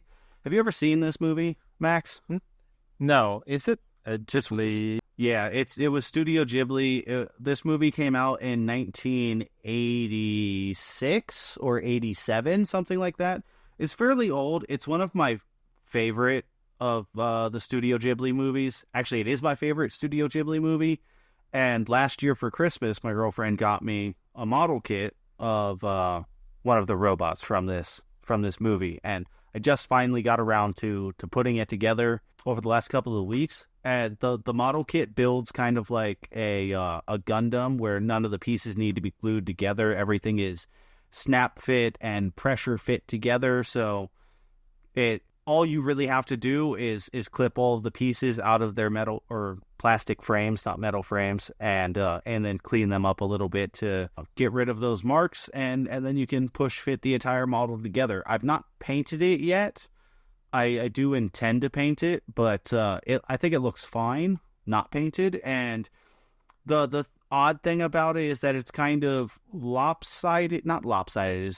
It's a little top heavy, so it doesn't stand on its own very well, because it's the robots in the movie, their arms and their legs are these kind of like multi-articulated pieces. So like they're separated into a bunch of segments, so all of those segments can kind of flow like a wave. And that's the way the model kit is built also. So it's hard to get balanced, unlike when you build a Gundam model kit. Like those usually stand pretty well on their own. But other than that, it's perfectly fine, and it was an enjoyable build. So cool. Can't wait to see it. Yeah, I can send you a picture of it right now because I do have a photograph of it. Cool. Well, while you're doing that, I'm going to talk about my hobby time. And in the past 2 weeks, I've been talking with Lotto Quebec, which is oh wow, that robot looks so cool. Wow. Yeah, I love it. So yeah, just like I was saying, I've been talking with Lotto Quebec, which is the lottery office government side of thing here in Quebec, the province of Quebec. And basically, they started a blog at the beginning of the year because because it's a government thing, and one of their mission is to help the online culture and the video game culture on the web, basically. Okay. So they finance streamers, a streamer contest every year. They also finance a lot of conventions, video game conventions, and all of the speedrunning activities and all of that. And they wanted like a place where all of those things would be featured. So they started a blog, and they also wanted content for that blog. And since I already had a YouTube channel that was talking about video games and stuff that happened in Quebec, I managed to get a meeting with them, and I got a first contract for this year for 6 videos about the video game culture in Quebec. I don't know if I know they're in French, but I don't know if you peeked at it at all. I've watched a couple of them. I've not watched all of them, I'll be honest with you. And no, it's fine. So I speak a very minimal amount of French. I can read the language a lot better than I can understand it being spoken to me, because I took French classes through middle school and into high school. So I retained some of that knowledge, but there's not a whole lot of French speakers in Missouri, so it's kind of been useless knowledge for me, for the last 16 years since I graduated high school, and some of it has certainly faded away, but I can partially understand some French. Cool. So yeah, basically they're big. They're like 10-minute video essays, and I dive into a very niche subject like flash games that were on a website of a cable in Quebec, or like my last video that I'm editing right now is about arcade games that were developed and built in Montreal. So yeah, it's all that kind of stuff. And basically I have a second season coming, so that's pretty cool. I managed to talk with them, and I don't want to go too nitty gritty, but basically my work right now, they are not in the best financial situation, and they asked people to take time off if they could, and I wanted to take time off to work on my second season, and so it was like the perfect timing. So basically, all that to say that I managed to get a second contract for a second season. I have a bunch of ideas to build upon what I've made in the first season. And I also managed to get another contract for the end of the year where I'm going to do basically the same thing, but with board games designed by Quebec people.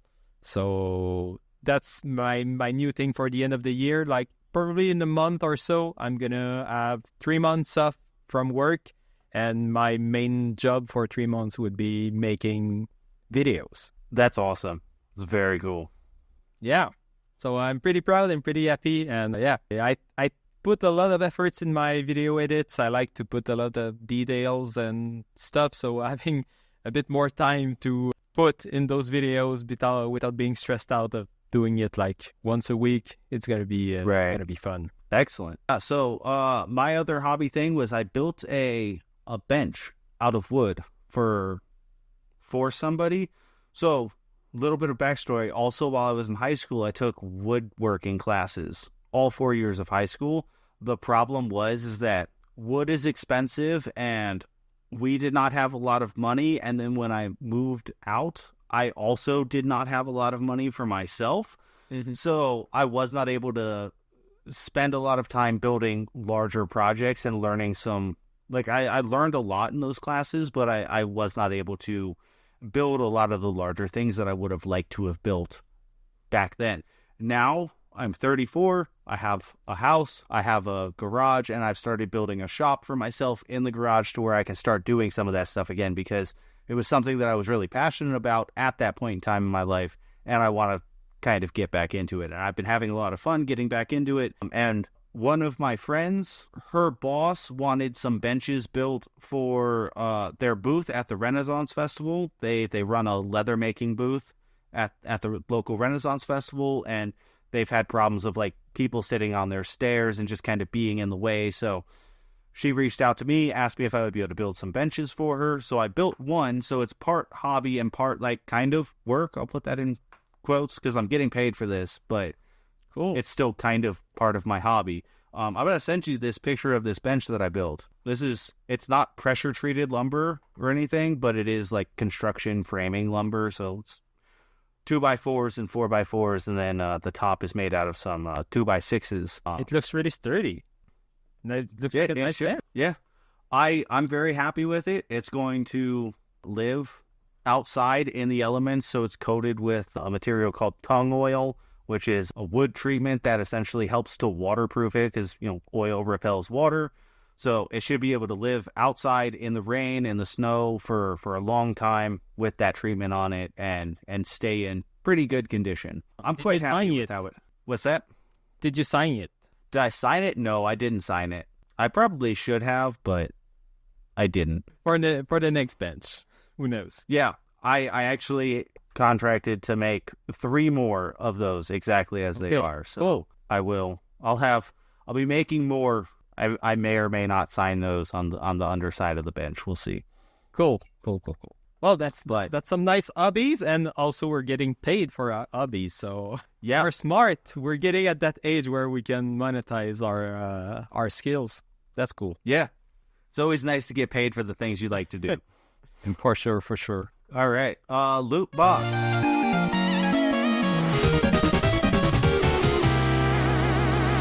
Max, why don't you go ahead and drop your first loot box for us, please? Yeah, so my first loot box, my first recommendation for this episode is a video called Amazon, I don't know how to say that in English, but Amazon's Patents, a Dystopian Nightmare.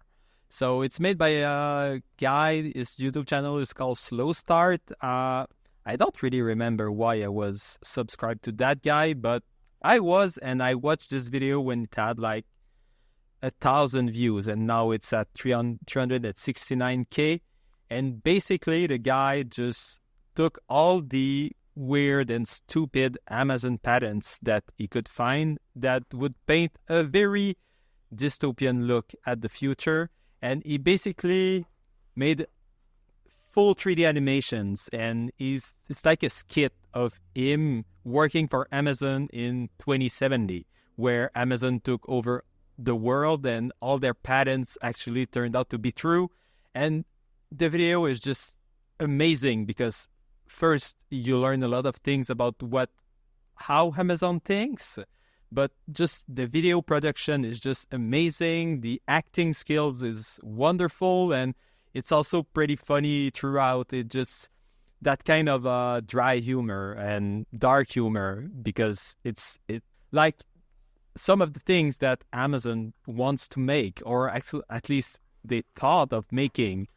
There's like cages for their employees, where if you're in the warehouse, you cannot walk by yourself. You need to be in the cage, and the cage will move yourself automatically from point A to point B, and then I think you're supposed to be attached to the cage. So if you need to get out to grab a box or something, you cannot go too far, and then you need to go back in the cage, and everything is timed, and Amazon would know every time you go to the toilet and everything. It's fucking stupid.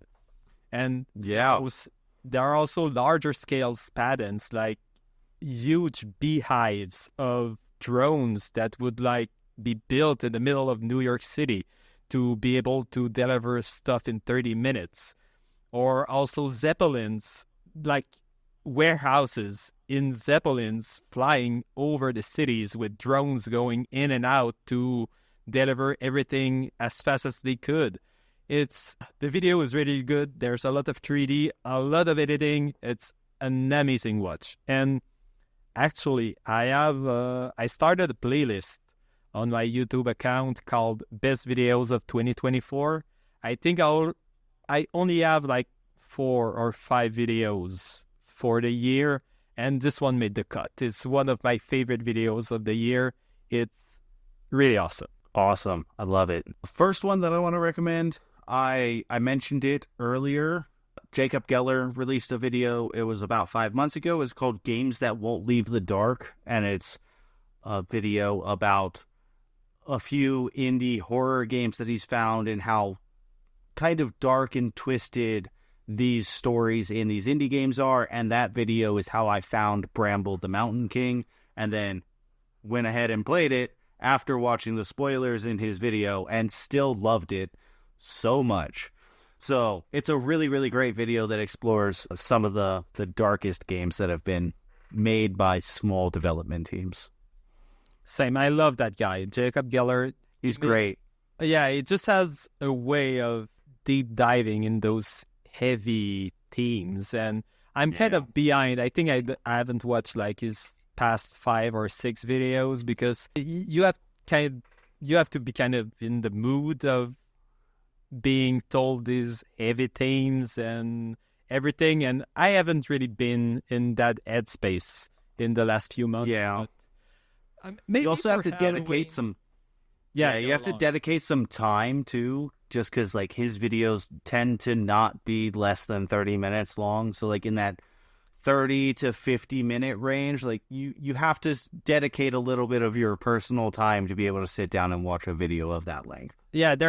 they're not full of fluffs. They're very, every minute he has something important to say in this 30-minute video. So you kind of have to be focused on what he says to fully enjoy what he does. But a great recommendation. I love that guy. Yeah, he's great. And for for my second recommendation of the episode, I'm gonna recommend the podcast of our friends Brian Plus and Johnny, Kindled Across the Sea, and it's their podcast all about Souls games. And two things about that podcast: one, they're having a lot of fun talking about those games, and they're really passionate about Souls games. And I haven't played any Souls games yet, but I think they managed to make me kind of hyped to try one. So I don't know if I'm gonna like them, but I can see a bit better of why I might actually like it. And having like this group of people that could actually help me during a first playthrough, I think I might actually have some fun playing those difficult games. And so that's awesome. I didn't think I would be able to be in the mood of playing those games. And two, they're not just talking about video games. In their last episode, they had like a serious discussion about ADHD and mental health.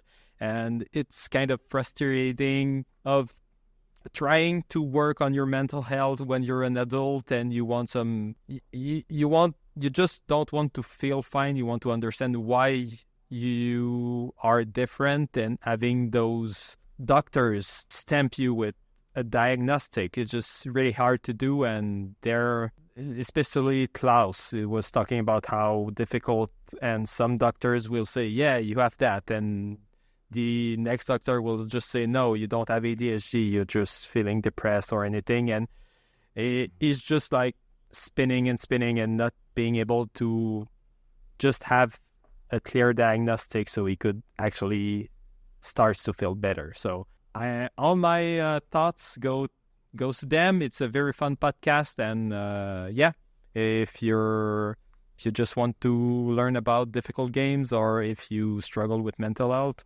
they're perfect guys to just chill out around the bonfire for a couple hours. Yeah, it's a great podcast, and they're drawing out as much as they can out of Dark Souls 1, because their latest episode where they talked about ADHD, they had just gotten to Firelink Shrine, which is reasonably about 30 minutes into the game.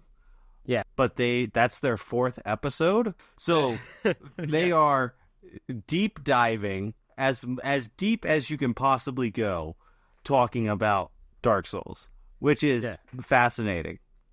Absolutely. When you were talking about the Silent Hill 2 lore, they're the same guys, but for Dark Souls.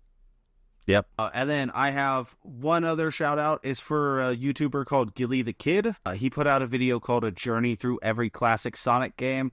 He does these videos where he takes like a subject matter and will play a series of 5 or 6 games and kind of talk about his experience with them. I like those kinds of videos. I think they're a lot of fun to watch.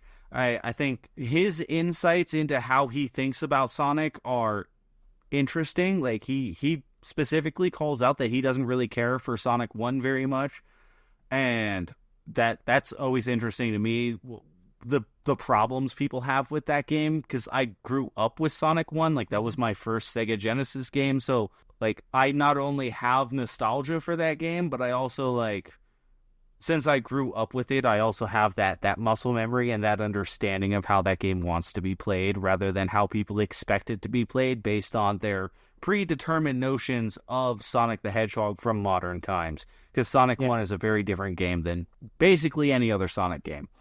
It's a fun video. He doesn't deep dive into any one of those games just because he is talking about multiple games in the same video, but he does express his opinions about, like, I think he goes through Sonic 1, 2, 3, Knuckles, and the one that was on Sega Saturn that I'm... CD. Sega CD. Sega CD. Yeah, not Saturn. Sega CD. So I believe it's those 5 games, if I'm remembering correctly. I watched that a few days ago, so I may not be remembering. That would make sense. I haven't watched Gillythekid in ages. I stopped watching him at the point where he was making a lot of flash game videos, and I just got a bit upset with him I was upset with his format because it felt like he didn't like any game and he was just playing those games for 5 minutes and not even reaching the end. And I was like, that's a bit lazy for the amount of content that you're trying to put out. If I were to make that same video, I would at least try to go as far as I could, and it felt like he was just rushing through those videos. Yeah, I think he was at one point in time, and his more modern content over the last like couple of years has been more deep diving into like that specific topic, like I said, where he is actually trying to play. I mean, it's still not a deep dive. Like, he's not making a 40-minute video about Sonic 1, but he is at least trying to play the games to their completion and get a fuller understanding of the games. Like, I think that criticism of that older style definitely probably rang through eventually to him. So cool. That's very fun to hear. I might give him another try then. Yeah. All right. Let's go to emails.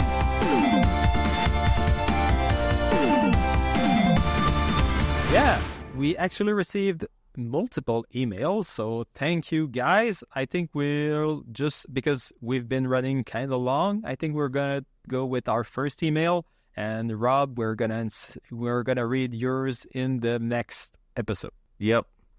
Cool. In Rob's email, he specifically said, I hope I'm the first email, and unfortunately somebody got to us first. Rob, I'm sorry. Sorry. You tried to do the old first thing through email, and it didn't even work. All right, so do you want me to read that email? Yeah, please, go ahead. Okay, so our actual first email is from Josh Leslie, the author of the Thirst Quenching logo and host of IndieQuest. And he said, He says, "Hi guys, love the first episode and figured I'd get the ball rolling on emails for your new show. Thank you, Josh. And by the time you answer this email, it will likely be October, it is, which is spooky season. Do you two tend to stick to horror games during that time of the year, or do you play them year-round? Also, what are some horror games you gravitate to or recommend, indie or AAA? And last question, I'm going to just read it through and then we're going to answer. Last question I have is, what is your favorite horror movie? Love the show and looking forward to more. Josh Leslie." And he said it at the end before me, creator of the Thirst Quenching logo and co-host of IndieQuest. Excellent. So Josh had 3 questions there. Horror games that we gravitate to. I think my answer is pretty basic. Honestly, it's going to be Resident Evil. It's going to be Silent Hill. And the other one that I actually really, really love that I recommend to like everybody is The Evil Within 2. That game is so good. It is unbelievably good for a weird survival horror game on the PS4. It is amazingly fun and quite scary and very tense, especially in the early game. Fantastic. I love that game. Everybody needs to play The Evil Within 2. Good recommendation.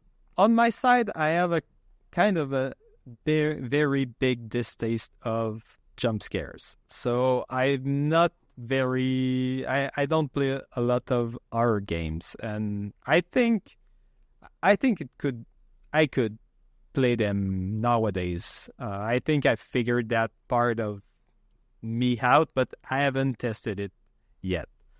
So if I had to recommend any horror games, I would go with something a bit less scary, like maybe like those House of the Dead arcade games. If you can manage to play those ones, like it's just funny horror, shooting some zombies, that's always fun.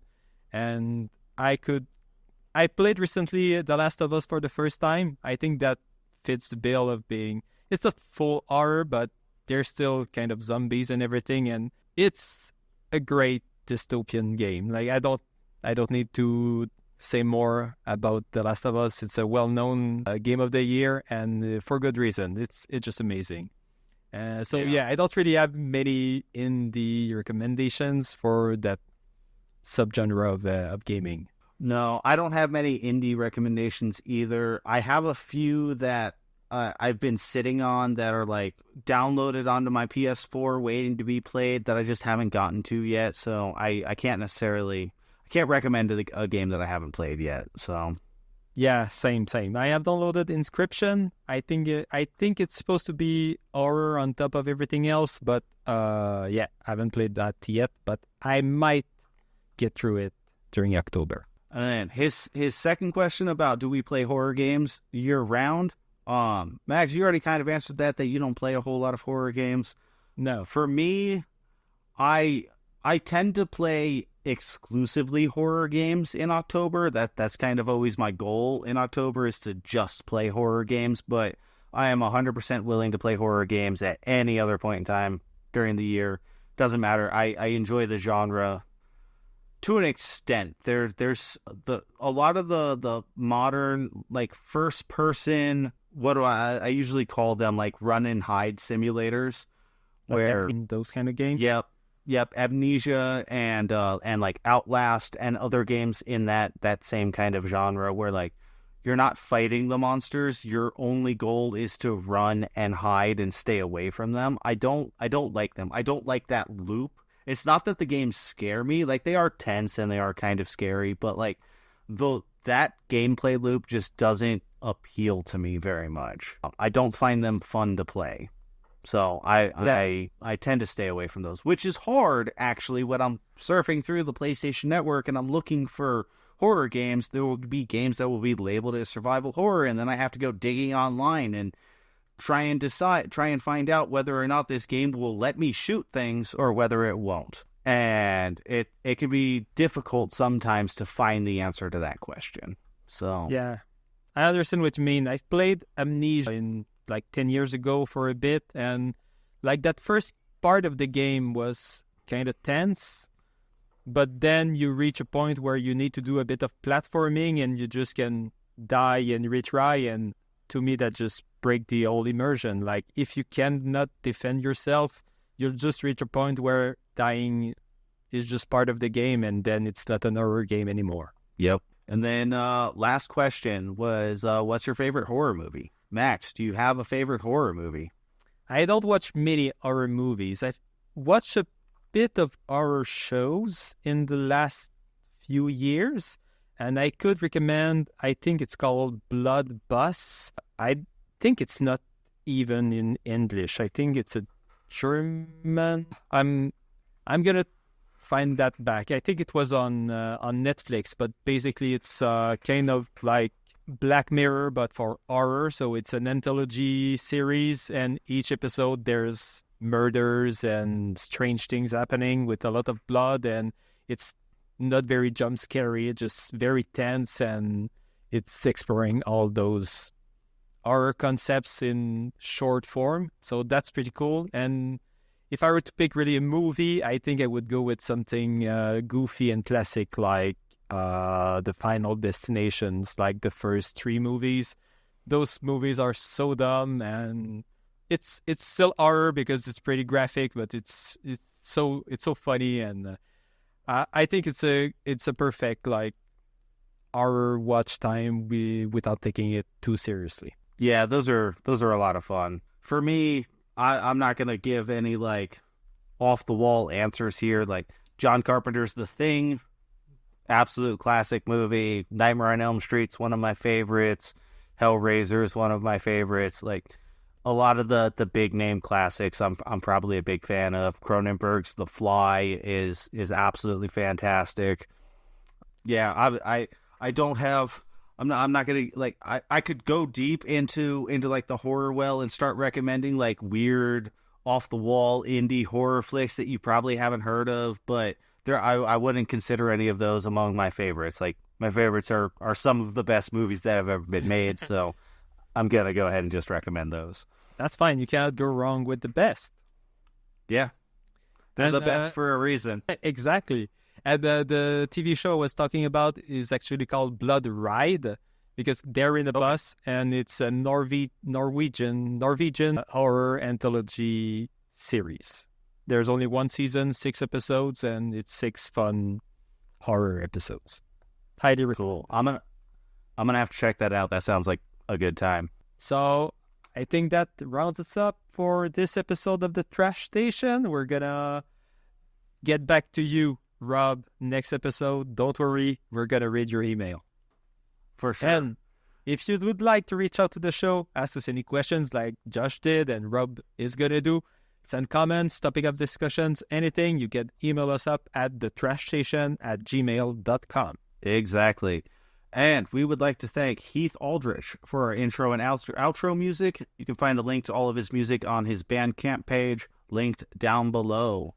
We would also like to thank Rainbow Savvy Designs for our logo. Links to her work is also available in the show notes. And you can find me at twitch.tv/scotchandhobbies. I stream every Monday and Wednesday around 5 or 6 p.m. Central Standard Time. And you can find me on social media if you want to at Scotch and Hobbies. I don't use them much, but I am there. And I don't know what I'm streaming next, actually. It might be Dead Space 2. I think that's what I'm going to play next. Nice. And if you want to play some of my games, you can check my itch.io page at itch.io. Otherwise, you can see what I'm playing on Twitter at potomaxdev. And if somehow you speak French, I have a ton of videos and good stuff on the good old YouTube at youtube.com/jeuxbière. Have a good night. You too.